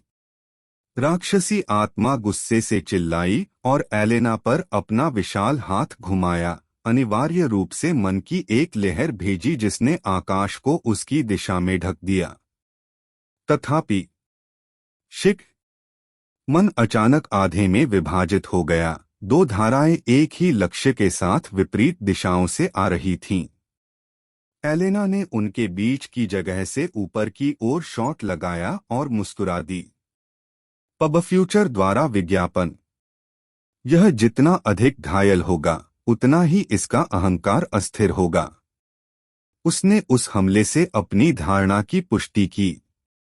दीवार पर प्राचीन चित्रलिपि से एलेना को राक्षसी आत्माओं के व्यक्तिवादी और लालची स्वभाव के बारे में पता चला। उनके लिए इस तरह गठबंधन करना अस्तित्व के एकमात्र उद्देश्य के लिए था। और अब मेरे पास केवल एक ही शरीर है। अंत में उनमें से एक को छोड़कर सभी को इस जर्जर हॉल में मौत की सजा दी जाएगी। ऐसा लगता है कि पिछले हमलों के यिन्यान प्रभाव ने न केवल एलेना को बढ़ावा देने की अनुमति दी, बल्कि इसने उन राक्षसी आत्माओं को भावना का एक टुकड़ा लौटा दिया। मेरे लिए और भी अच्छा। एलेना उस कमरे के बिल्कुल किनारे तक पहुंची जहां यग्रसिल स्थित था और उसकी शाखाओं पर उतरा। टकराना। एक होलोग्राफिक हरी ढाल ने पेड़ को ढक दिया और आत्मा के लगातार हमलों को रोक दिया। दरार। मेरे पास केवल कुछ सेकंड हैं। एलेना पेड़ के केंद्र की ओर दौड़ी, एक समतल क्षेत्र जहां तना हजारों शाखाओं में फैला हुआ था। उसने अपना हाथ ठोस लकड़ी पर रखा और अपनी आंखें बंद कर लीं, प्रार्थना की और उसके तने में मन का संकेत भेजा। और जवाब में पेड़ से एक शाखा टूटकर उसके सामने आ गिरी। अच्छा, उसने उसे उठाते हुए सोचा। टकरा जाना। बैरियर टूटता देखने के लिए वह ठीक समय पर पेड़ से हट गई। उसके चेहरे पर एक जंगली अभिव्यक्ति के साथ उसने सभी चीजों को काटने के लिए यग्रसिल की शाखा को तलवार के रूप में इस्तेमाल करते हुए हजारों काले जालों के समूह को उड़ा दिया। मुझे लगता है आपको एक नजर डालनी चाहिए। शिंग। इसने अपने चारों ओर के घातक मन को एक असली ब्लेड की तरह काट दिया। इसका प्रतीत होने वाला कमजोर शरीर एक स्वर्गीय सामग्री के समान शक्ति के साथ काम कर रहा था। एलेना की मुस्कान सूरज की रोशनी की तरह थी जिसने दुनिया को रोशन कर दिया। उसे स्वतंत्रता की भावना महसूस हुई जो उसकी पदोन्नति के ज्ञान के साथ आई। इसने उसे अपनी प्राकृतिक प्रवृत्ति का पालन करते हुए बिना किसी हिचकिचाहट के कार्य करने की अनुमति दी ताकि वह वही हासिल कर सके जो वह चाहती थी। और वह जो चाहती थी वह इस प्राणी की मृत्यु थी। एलेना ने कोई समय बर्बाद नहीं किया। अपने नए हथियार से लैस होकर वह एक बार फिर आत्मा के शरीर में प्रवेश कर गई। इसके कानूनों ने हमेशा की तरह उस पर हमला किया, लेकिन इस बार एहसास अलग था। यह लगभग ऐसा था जैसे वे खंडित थे, पूरी तरह से अलग स्रोतों से उत्पन्न हुए थे। अब मुझे पता है कि क्या देखना है, यह एक आसान काम है। पब फ्यूचर द्वारा विज्ञापन। अब उसका सामना किसी एक अत्यंत शक्तिशाली राक्षसी आत्मा से नहीं, बल्कि कमजोर राक्षसी आत्माओं से था। तो इससे पहले कि आप मुझे मारें, मुझे बस आप सभी को मारना होगा। एलेना ने यग्द्रसिल की अपनी शाखा को हवा में घुमाया। मजेदार लगता है। यह एक कत्लेआम की शुरुआत थी। शुरू से ही व्यक्तिगत शैतानी आत्माओं के पास उसके खिलाफ कोई मौका नहीं था। यह बात तब सिद्ध हो गई जब उसने उन लोगों को मार डाला जो मंदिर क्षेत्र में थे। ऐसा नहीं था कि उसकी बोधगम्यता जादुई रूप से बढ़ गई हो या ऐसा कुछ हो।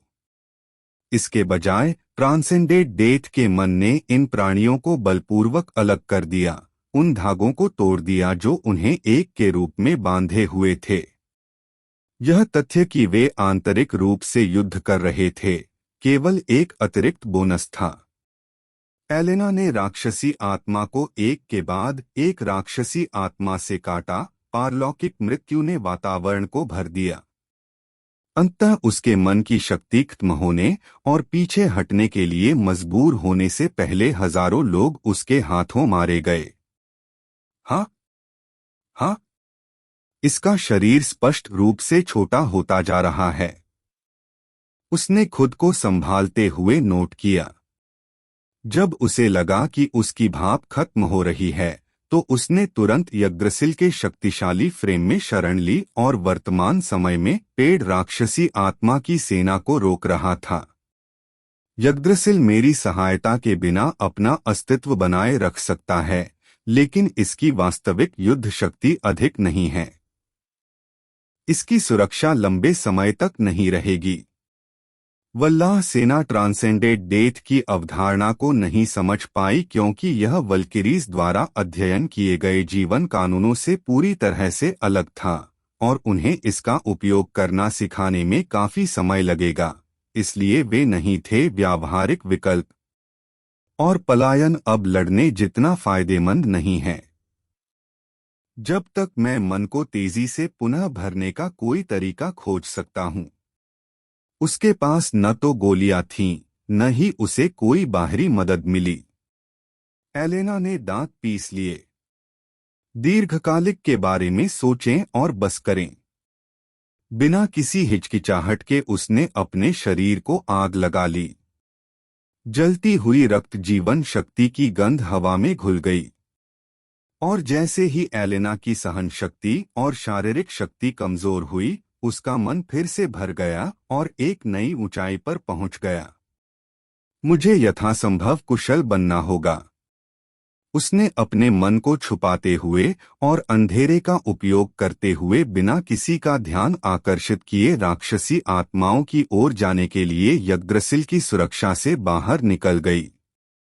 स्वाभाविक रूप से यह संभव नहीं था, लेकिन एक सेकंड के लिए भी राक्षसी आत्माएं यह महसूस करने में विफल रहीं कि एलेना ने विश्व वृक्ष छोड़ दिया है। वाह! जैसे ही एलेना ने जमीन पर जोरदार लात मारी, नीचे लगभग अभेद्य ईंटें चकनाचूर हो गईं। एक भयानक बवंडर भड़क उठा। उसका शरीर शुद्ध सफेद रोशनी की एक लकीर में बदल गया जो अंधेरे में डूब गई और एकांत अध्ययन कक्ष में मोमबत्ती की तरह जल गई। प्रभाव में 500 आत्माएं मर गईं। अगले सेकंड में 500 से अधिक लोगों की मृत्यु हो गई क्योंकि एलेना ने अपने मन को भड़काया, असंख्य प्रतीकों का निर्माण किया जो शाश्वत जीवन का प्रतिनिधित्व करते थे और व्यक्तिगत राक्षसी आत्माओं को उनकी पवित्र आभा से सीधे प्रभावित करते थे। स्क्री। इसके बाद दहाड़ने की आवाज एलेना के कानों में एक सिम्फनी की तरह थी। उसकी आंखें तेज हो गईं। आइए इसे खत्म करें। अध्याय 998 छाया 4। एलेना की लड़ाई विनाशकारी थी, लेकिन अयाकाशी का मकबरा इतना विशाल क्षेत्र बनाया गया था कि एक लहर भी पाई तक नहीं पहुंच पाई, जिससे कब्रों के ऊपर एक शांत आभा दिखाई दे रही थी। दुर्भाग्य से अंदर के लोगों को समान शांति महसूस नहीं हो रही थी। जो लोग जाल में फंस गए और खुद को आजाद करने में असहाय थे, जो घायल और कमजोर थे, उनको पता चला कि उनके शरीर पर अपना खो नियंत्रण रखा गया था क्योंकि उनकी खुद की एक विदेशी इकाई ने निजीकरण कर लिया था। कुल मिलाकर संख्या केवल 100 के आसपास थी।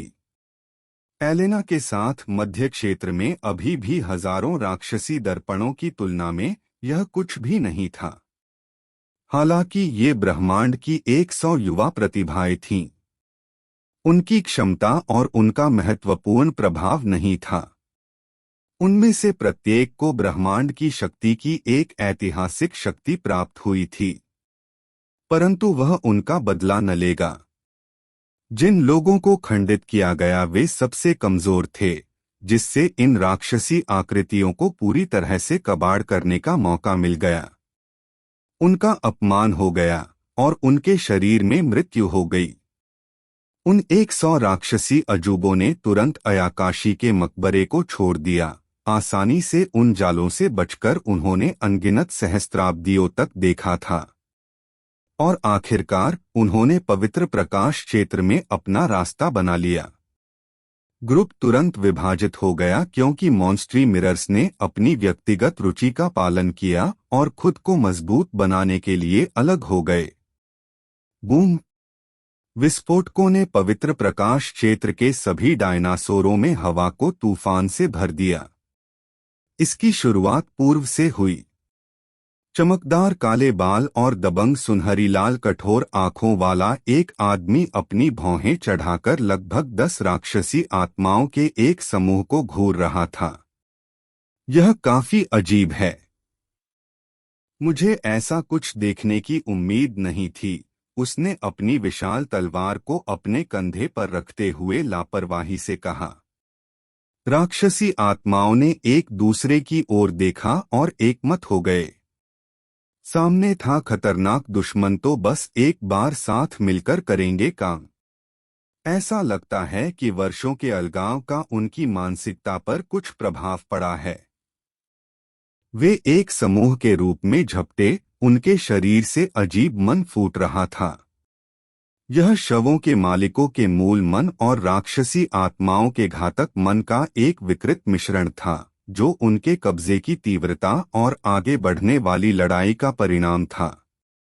पब फ्यूचर द्वारा विज्ञापन। उन्हें देखते हुए लॉन्ग चेन की आंखें चमक उठीं। ये संस्थाएं शुद्धहीन हैं, ठीक है? क्या यह वह नहीं है जिसकी आप तलाश कर रहे थे? उसने अपनी तलवार की ओर देखते हुए कहा। ब्र! जवाब में तलवार चल पड़ी। नहीं, आप उसे नहीं पा सकते। यदि आप जानते कि उसका पति कौन था, तो आप समझ जाएंगे कि वह अछूत क्यों है। टकराना। लिंग चेन लापरवाही से पीछे कूद गया और अपनी बातचीत जारी रखते हुए अपने दुश्मनों के हमलों से बच गया। BZZT। ब्रर! तलवार के विचारों की व्याख्या करते समय उसने आह भरी। उन्हें देखो। यदि वे इस क्षेत्र से उत्पन्न हुए हैं, तो क्या आपको लगता है कि उनमें से केवल 10 होंगे? बजट? हाँ, मुझे जितने मिलेंगे मैं उनका शिकार करूंगा। ब्र अरे लड़के, क्या तुम कम लालची होना सीख सकते हो? ड्रैगन होना इस बकवास का बहाना नहीं है। ब्र लॉन्ग चेन ने झुंझलाहट में आह भरी। एम्पायरियन ड्रैगन तलवार उतनी ही पेटू थी जितनी कि वह दबंग थी। फिलहाल तो मैंने उसे मना लिया, लेकिन अगर मैंने उसे ठीक से खाना नहीं खिलाया तो वह बाद में जरूर हंगामा करेगा। लॉन्ग चेन ने अपना सिर हिलाया और तलवार हवा में चला दी। यह सबसे आकस्मिक संभव आंदोलन प्रतीत होता था, लेकिन वास्तव में इसमें बहुत गहरा इरादा छिपा हुआ था। मुझे लगता है आपको एक नजर डालनी चाहिए। एक ही पंजा सब पर हावी हो जाता है। एक साधारण स्लैश जो ड्रैगन के सिर्फ एक पंजे का प्रतिनिधित्व करता है, उसके शरीर का वह छोटा टुकड़ा एक स्पर्श से अनगिनत जीवित प्राणियों को नष्ट करने की भव्य क्षमता रखता है। छींटे। राक्षसी आत्माओं के भौतिक शरीर तुरंत टुकड़े टुकड़े हो गए, और अन्य प्रतिभाओं के विपरीत वे दायरे में बने रहे, भविष्य में उगने वाले पेड़ों के लिए उर्वरक बन गए। इस बीच राक्षसी आत्माएं उन शरीरों से बाहर निकलीं और पागलों की तरह भाग गईं। उनकी हर प्रवृत्ति चिल्ला रही थी कि मृत्यु निकट है। हालांकि दौड़ना कभी भी एक विकल्प नहीं था। एम्पायरियन ड्रैगन तलवार अचानक चमकने लगी और हवा में एक विशाल 5 पंजे वाले सुनहरे ड्रैगन का प्रक्षेपण दिखाई दिया। ड्रैगन ने अपना मुंह खोला और ब्लैक होल की तरह एक सक्शन बल वातावरण में भर गया।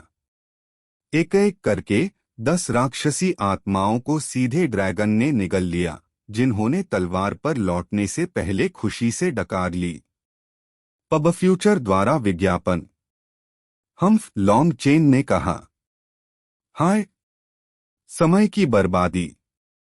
उसने अपनी स्थानिक अंगूठी से एक शीशी निकाली और कुछ गोलियां पी लीं, जिससे आसानी से उसके मन और सहन शक्ति की भरपाई हो गई। इस बार ह्यूमन डोमेन पूरी तरह से तैयार होकर आया था। चाहे वह गोलियां हो या कलाकृतियां, ताकत हो या मानसिकता, ह्यूमन डोमेन का समूह इन सबके साथ आया। 100 राक्षसी आत्माएं। उनके लिए इसका क्या मतलब था? लॉन्ग चेन की अजीब पद्धति को नजरअंदाज करते हुए, रुलु यिन का शाब्दिक शासक था और रोज की सत्ता तक का पूरा रास्ता ईथर को नियंत्रित करने और उसे वास्तविकता में लाने पर आधारित था। राक्षसी आत्माएं उनके लिए स्नैक्स से ज्यादा कुछ नहीं थीं। जहां तक जू फैन का सवाल है, उसके पास व्यक्तिगत रूप से अमूर्त के साथ बातचीत करने का कोई तरीका नहीं था, लेकिन उसके पास एक खजाना था जो आत्माओं को कैद कर सकता था। मेजबान निकायों को मारने के बाद उसने राक्षसी आत्माओं को एकत्र किया, जो वास्तव में दीर्घावधि में सबसे लाभदायक तरीका था। बैंक्वेट हॉल में स्क्रीन केवल कैओस रैंक के खजाने थे। प्रोजेक्ट करने की उनकी क्षमता चौथी कक्षा की धारणा जितनी ही थी जिसने अभी तक 9 क्रांतियों में कदम नहीं रखा था। मूल रूप से पहले बैंक्वेट हॉल में दंगा होने वाला था जब उन विशेषज्ञों ने अपनी प्रतिभाओं को क्षेत्र की सुरक्षा के बिना मरते हुए देखा। हालांकि यह जू फैंग के कार्य थे जिन्होंने राक्षसी आत्माओं को भौतिक उपस्थिति दी और विशेषज्ञों को स्थिति को समझने की अनुमति दी। एक आपदा के बजाय जो ब्रह्मांड के जीवित रहने की संभावनाओं को बर्बाद कर सकती थी, राक्षसी आत्माओं की रिहाई प्रतिभाओं के उत्थान के लिए एक घटना बन गई। और इसके सभी लाभ मानव क्षेत्र के लोगों को प्रदान किया गया और उन पर एकाधिकार कर लिया गया। उनमें से प्रत्येक के पास गोलियों की लगभग अनंत आपूर्ति थी, और अब जब वे पूरे दिन के लिए पवित्र प्रकाश क्षेत्र में थे, तो उनकी हत्या की संख्या तेजी से सैकड़ों में बढ़ गई थी। सौभाग्य से उन गरीब प्रतिभाओं के लिए जो उनके हमले का शिकार हो गए, पवित्र प्रकाश क्षेत्र आकर्षक खजानों से भरा हुआ था और उन चारों के लिए खुद को साबित करने के लिए वध ही एकमात्र तरीका नहीं था। आखिरकार उन्होंने एक ही कारण से अपनी हत्या का सिलसिला रोक दिया। रोज के अपने शब्दों में, इन मूर्खों को उन सभी खजानों पर एकाधिकार जमा लेने से बेहतर तरीका क्या है जो उन्हें मिलने वाले थे। यह एक प्रतिभाशाली योजना थी और अजीब तरह से यह डेमियन की दो पत्नियों द्वारा पूरी तरह से अलग अलग अवसरों पर प्रस्तावित एक योजना थी। किसी को आश्चर्य होना ही था। बस उन्हें ऐसा सोचने के लिए किसने प्रभावित किया। होली लाइट रियलम को मूल रूप से एक रोमांचक कार्यक्रम बनाने की योजना बनाई गई थी जो लगभग 2 महीने तक चला।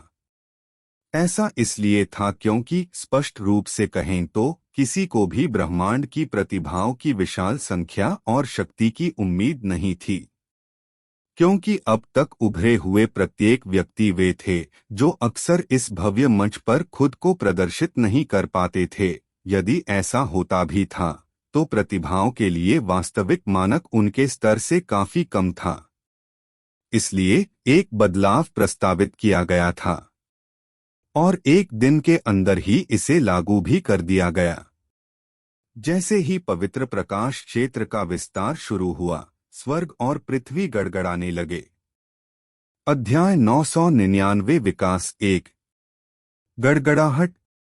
पवित्र प्रकाश क्षेत्र के सिरों को एक बार एक भ्रम बाधा द्वारा दर्शाया गया था जिसने क्षेत्र को हमेशा विस्तृत बना दिया था, जबकि वास्तव में यह कुछ भी नहीं था। हालांकि यह भ्रम टूट गया क्योंकि इसके स्थान पर एक वास्तविक दृश्य प्रकट हुआ।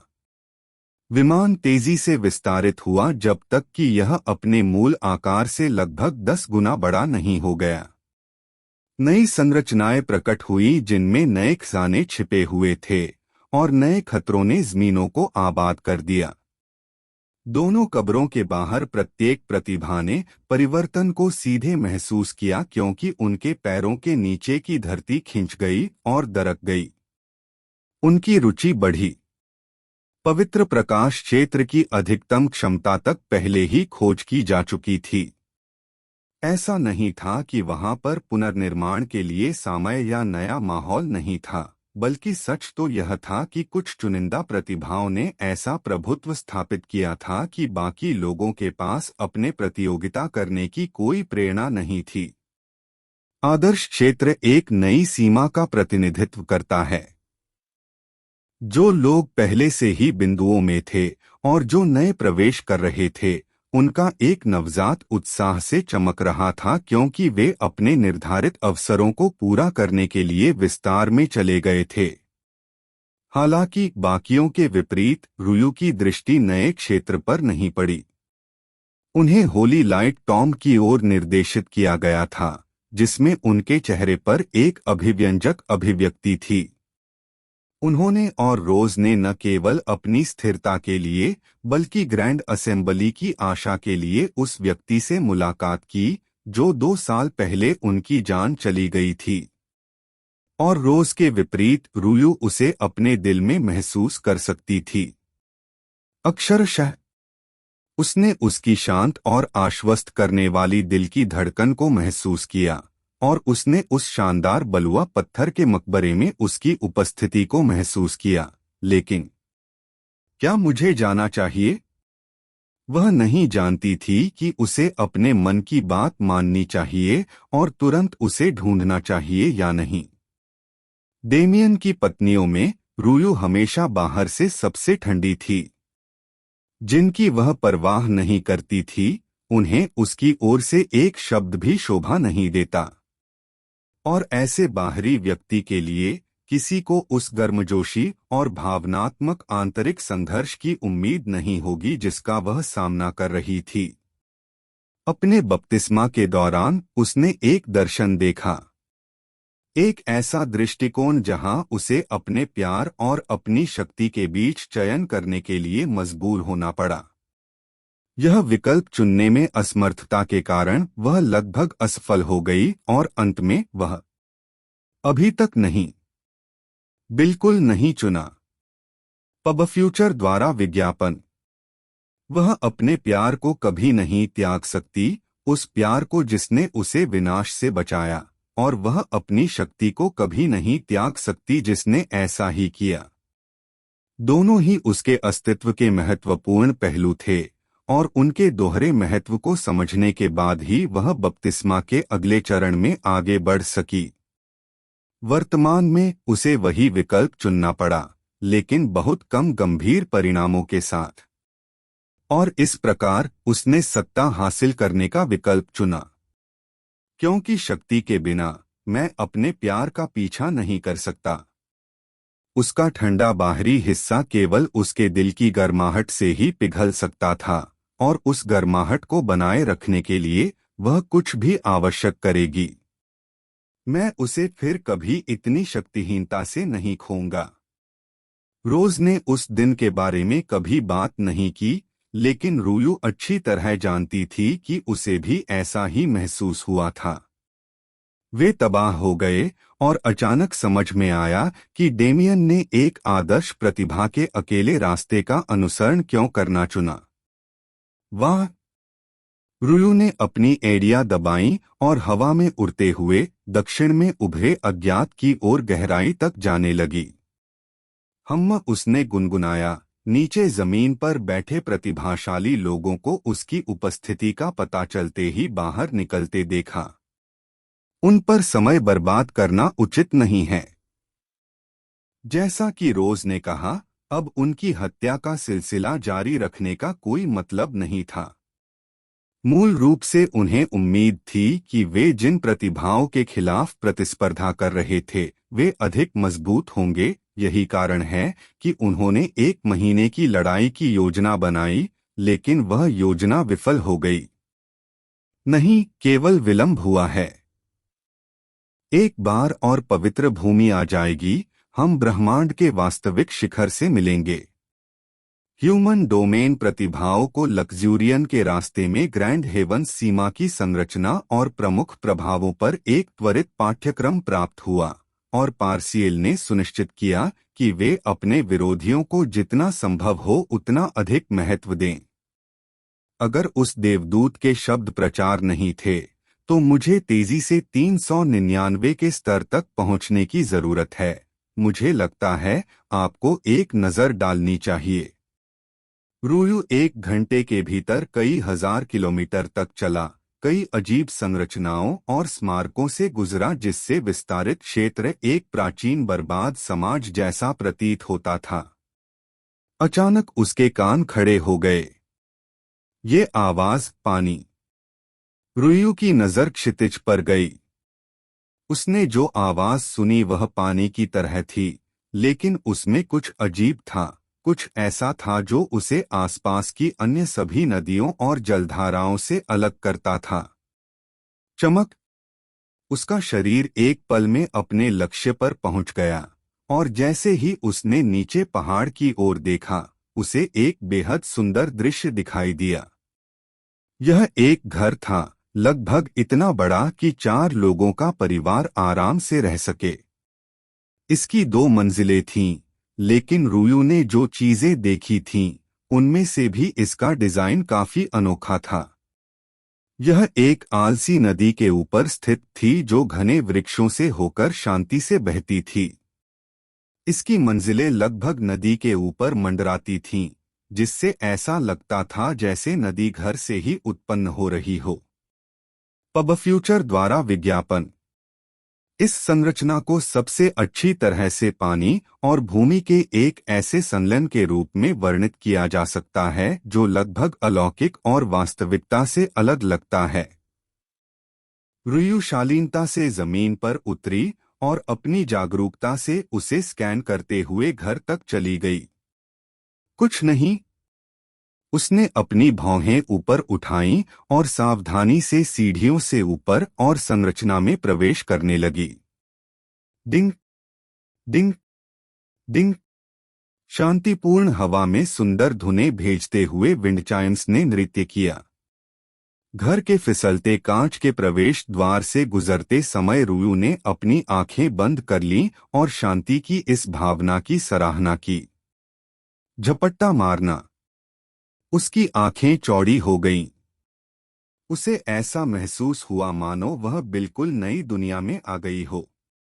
उसका मन एक अजीब संबंध से भर गया था, मानो वह पृथ्वी को समुद्र से और समुद्र को आकाश से जुड़ते हुए महसूस कर रही हो। घर की पारभासी दीवारों को देखते हुए, जिससे बाहरी दृश्यों का बिल्कुल स्पष्ट दृश्य दिखाई देता था, रुयु को ऐसा महसूस हुआ जैसे वह पानी का एक हिस्सा और पृथ्वी का एक हिस्सा है, जो पर्यावरण का एक सच्चा आधार है। जल और पृथ्वी दोनों यिन के तत्व थे, और यद्यपि रुयु ने कभी भी वास्तव में इनका उपयोग नहीं किया, फिर भी वह किसी भी क्षण आंतरिक रूप से उनसे जुड़ सकती थी। घर के रहस्यमय प्रभावों के साथ यह संबंध तेजी से बढ़ गया, और रुयु का दिमाग एक ऐसे विमान में प्रवेश कर गया जिसे उसने पहले कभी नहीं देखा था। यिन वह कानून जिसका उसने पालन किया। उसने हमेशा यिन को अंधेरे और ठंडे के रूप में वर्गीकृत किया, लेकिन वह इसका दूसरा चेहरा देखने में असफल रही। यिन शांति की तस्वीर थी। यह सबसे लचीला कानून था जो किसी भी चीज को शून्यता की ओर झुकाने में सक्षम था। रुयु हमेशा नियंत्रण से ऊपर ताकत का पीछा करती थी क्योंकि उसे हमेशा तत्काल शक्ति की आवश्यकता महसूस होती थी। नियंत्रण की उपेक्षा करना कभी भी उत्तर नहीं था, बल्कि यिन के रास्ते पर चलने वाले व्यक्ति के रूप में नियंत्रण उसकी सर्वोच्च प्राथमिकता होनी चाहिए थी। उसे इसका एहसास पहले क्यों नहीं हुआ? नहीं, वह उस निर्णय पर बहुत अधिक ध्यान केंद्रित कर रही थी जिसकी उसे पहले कभी आवश्यकता नहीं थी, और वह आगे के रास्ते से भटक गई। न तो उसकी ताकत बढ़ी, न ही उसकी समझ अचानक बढ़ी। हालांकि उसका मन साफ हो गया। उसे वह प्राप्त हुआ जिसकी उसे सबसे अधिक आवश्यकता थी, आश्वासन और स्वयं का एहसास। जैसे ही रुयु की आंखें तेजी से साफ हुईं, अनगिनत छवियां चमक उठीं। जिस धुंध ने उन्हें ढक दिया था वह पूरी तरह से गायब हो गई। उसने एक बार फिर पर्यावरण की ओर देखा, और एक छोटी सी मुस्कान उसके चेहरे पर सज गई, जिसने पेंटिंग जैसे दृश्यों में उसकी सुंदरता को अमर कर दिया। अच्छा, यह रोमांचक है। यदि यह उसे मिली पहली दिलचस्प चीज का इनाम था, तो वह यह देखने के लिए इंतजार नहीं कर सकती थी कि आगे क्या होगा। अध्याय 1000 विकास 2। एक सप्ताह निकल गया। पवित्र प्रकाश क्षेत्र के विस्तार के बाद काफी हद तक शांति हो गई। आकार अब कुछ प्रतिभा संकेतों से भी बड़ा था, और इतनी दूर तक क्षमता में सक्षम था कि वे एक दूसरे से बच गए और अपने विकास पर ध्यान केंद्रित कर सके। और 3 में और भी बहुत सी सेना आ गई। दैवीय क्षेत्र में रहने वालों के लिए लग्जूरियन तक पहुंचने के लिए 1 सप्ताह का समय था, भले ही वे बहुत दूर हों। अब जब इतने समय की अवधि का प्रक्षेपण हुआ, तो उन सेनाओं में से अंतिम का आगमन हुआ, और उनकी प्रतिभाओं ने भी पवित्र प्रकाश क्षेत्र में प्रवेश किया। निःसंदेह बड़ी पवित्र भूमियों का निवारण। वे इतनी जल्दी कैसे आ सकते थे? यह चेहरे का मामला था, बड़े प्रभाव के लिए बेहद महत्वपूर्ण बात। फिर भी पवित्र प्रकाश क्षेत्र में अब 10,000 से अधिक प्रतिभाएं थीं। पहले और दूसरे बैंक्वेट हॉल में विशेषज्ञों ने इन प्रतिभाओं को करीब से देखा, उन पर ध्यान दिया जिनसे दोस्ती की जानी चाहिए और जिनका पोषण किया जाना चाहिए। और स्वाभाविक रूप से जिन लोगों ने इसे देखा वे उत्सुक थे कि वास्तव में पवित्र प्रकाश क्षेत्र का क्या हुआ। जब लूसील ने समझाया तो उसकी मनमोहक मुस्कान काफी अजीब थी। इन युवा प्रतिभाओं की ताकत का पुनर्मूल्यांकन करने के बाद हमने महसूस किया कि पवित्र प्रकाश क्षेत्र उनके लिए अपने उपहारों को पूरी तरह से प्रदर्शित करने के लिए पर्याप्त नहीं है। उसकी आंखें आलस्य से प्रदर्शनों की ओर मुड़ गईं और उसने आगे कहा, वास्तव में यह बिल्कुल भी पवित्र प्रकाश क्षेत्र नहीं है। वह क्षेत्र मूल रूप से पूर्वजों द्वारा बनाया गया था और समय के साथ स्वर्गीय कबीले में हमने इसे यूं ही नहीं छोड़ा। हमने उस पर निर्माण किया जो पूर्वजों ने शुरू किया था और पवित्र प्रकाश क्षेत्र को अपनी छिपी हुई दुनिया में बदल दिया। इस बार हमने केवल बाधाओं को हटा दिया और पूरी छिपी हुई दुनिया तक पहुंच की अनुमति दी।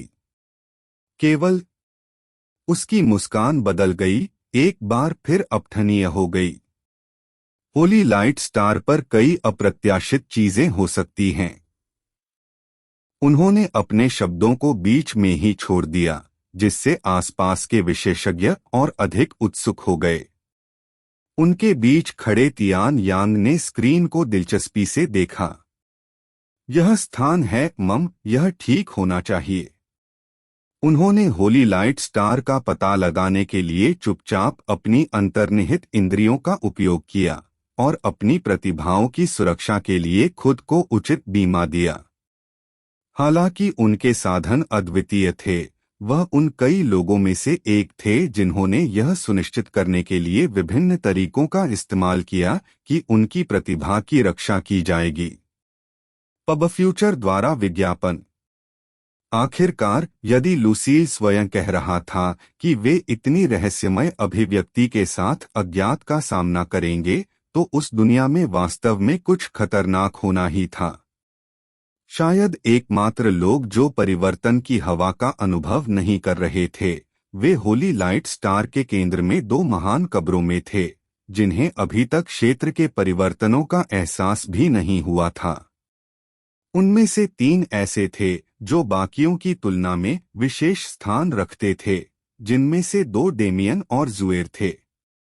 जुएर तीसरी कक्षा के शिखर पर थी और आगे बढ़ने के लिए उसे उस कानून को परिभाषित करने की जरूरत थी जिसका वह आगे अभ्यास करना चाहती थी। डेमियन ने कब्र के माध्यम से अपनी प्रगति को देखते हुए जो पाया वह यह था कि जुएर वास्तव में एक प्रतिभाशाली व्यक्ति था।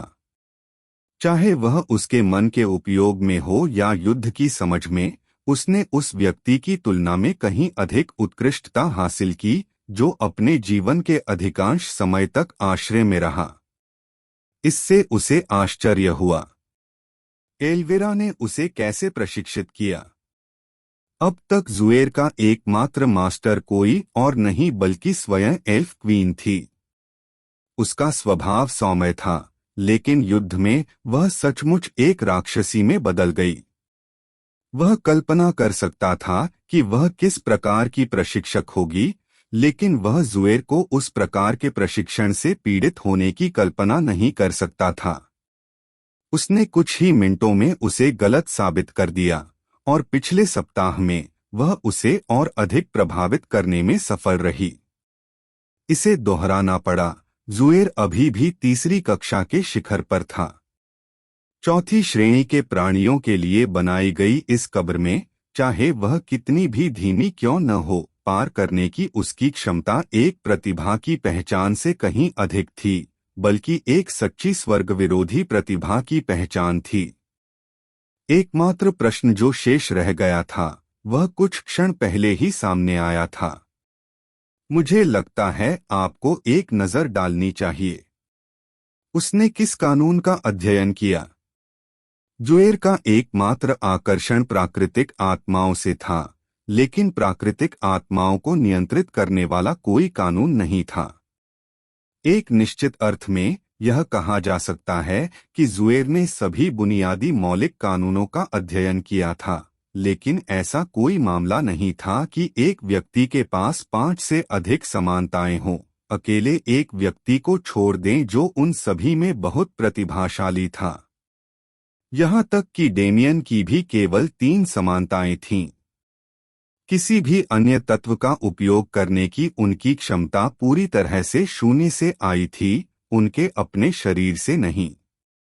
जुएर वर्तमान में एक भ्रम का सामना कर रही थी जो उसे कब्र के केंद्रीय क्षेत्र से दूर और दूर ले जा रही थी, जबकि डेमियन को इसके बारे में अच्छी तरह से पता था। उसने उसे सुधारने के लिए कोई कदम नहीं उठाया। मैं उसकी समानताओं के बारे में निश्चित रूप से नहीं कह सकता, लेकिन उसकी धारणा औसत से कम है। वह सहज रूप से कई चीजों को समझने में सक्षम है, और जिन चीजों को वह नहीं समझती है उनका ध्यान वह आत्माओं द्वारा रखा जाता है जिनका वह उपयोग करती है। उसने वास्तव में अपने भौतिक शरीर की बोधगम्य क्षमता को उचित मानक पर प्रशिक्षित नहीं किया है। पब फ्यूचर द्वारा विज्ञापन। डेमियन की राय में यह अवधारणात्मक नुकसान ही वह चीज थी जो उसे अपनी आत्मीयता का एहसास करने और उसके बपतिस्मा को शुरू करने से रोक रही थी। जहां तक खुद जुएर का सवाल है, यह तरीका नहीं है। उसने खाली हवा की ओर देखा और उत्सुकता से अपना सिर झुका लिया। फिर मैं कहाँ जा रहा हूं? उसने पूछा। BZZT। जुगनू की तरह एक छोटी सी रोशनी उसके सामने प्रकट हुई जो हवा में नाच रही थी और उसे उसके चारों ओर के हॉल से गुजर रही थी। क्या हम जिस तरह से आए थे उसी तरह वापस नहीं जा रहे हैं? उसने भोलेपन से शिकायत की। वह वास्तव में यह नहीं बता सकी कि कौन सी दिशा सही थी। हर मोड़ पर 6 नए गलियारे थे जो पूरी तरह से नए मार्गों की ओर ले जाते थे, लगभग एक असली भूल भुलैया की तरह। जुएर कभी योजनाकार नहीं था। एल्विरा ने कई बार उसे रणनीतियां सिखाने की कोशिश की, लेकिन वह इस ज्ञान को पचा नहीं पाई। लेकिन क्या उसे सचमुच इसकी जरूरत थी? उसने कुछ समय पहले खुद से पूछा और उसे अपना उत्तर मिल गया। उसे इन चीजों के बारे में चिंता करने की कोई जरूरत नहीं थी जब ये उसके लिए कभी चिंताएं नहीं होंगी। या कम से कम उसने सोचा। डेमियन की जिद ने उसे अलग तरह से सोचने पर मजबूर कर दिया। इसलिए इस भूल भुलैया के गलियारों को पार करने के लिए आत्माओं की मदद पर भरोसा करने के बजाय उसने इसे अपने दम पर करने की कोशिश की, और निस्संदेह वह बुरी तरह विफल रही। आखिरकार उसने आत्माओं की मदद स्वीकार कर ली जब उन्होंने उसे सचेत किया कि वह लगभग कब्र के द्वार पर वापस आ गई है। अपनी धारणा का उपयोग करने के प्रयास में वह पूरी तरह से पीछे हट गई। मुझे लगा कि मैं तैयार हूं, लेकिन मैं गलत था। जुएर अभी भी अपने विकास के चरण में किशोरी थी। उसके लिए यह एहसास करने का एकमात्र तरीका कि वह उतना नहीं जानती जितना उसने सोचा था कि वास्तव में इन नई स्थितियों का अनुभव करना है। डेमियन से भी अधिक जुएर ने होली लाइट टॉम्ब में जो समझा वह उसकी अपनी कमजोरी थी। मुझे बदलने की जरूरत है। वह खुशी से उस आत्मा के पीछे चली गई जो उसे ले जा रही थी, लेकिन उसकी आंखों में रोशनी इतनी भोली नहीं थी। उसका खून बह रहा था और उसे चोट लग रही थी। बाहरी दुनिया में फिर से प्रवेश करने के बाद से उसने कई बार अपने कार्यों के परिणामों को महसूस किया है। वह अभी भी एक मेंढक थी, लेकिन वह कुएं से बाहर अपना पहला कदम रख रही थी। और अब जब उसने शुरुआत की है तो उसकी कभी भी कोई योजना बंद नहीं हुई थी।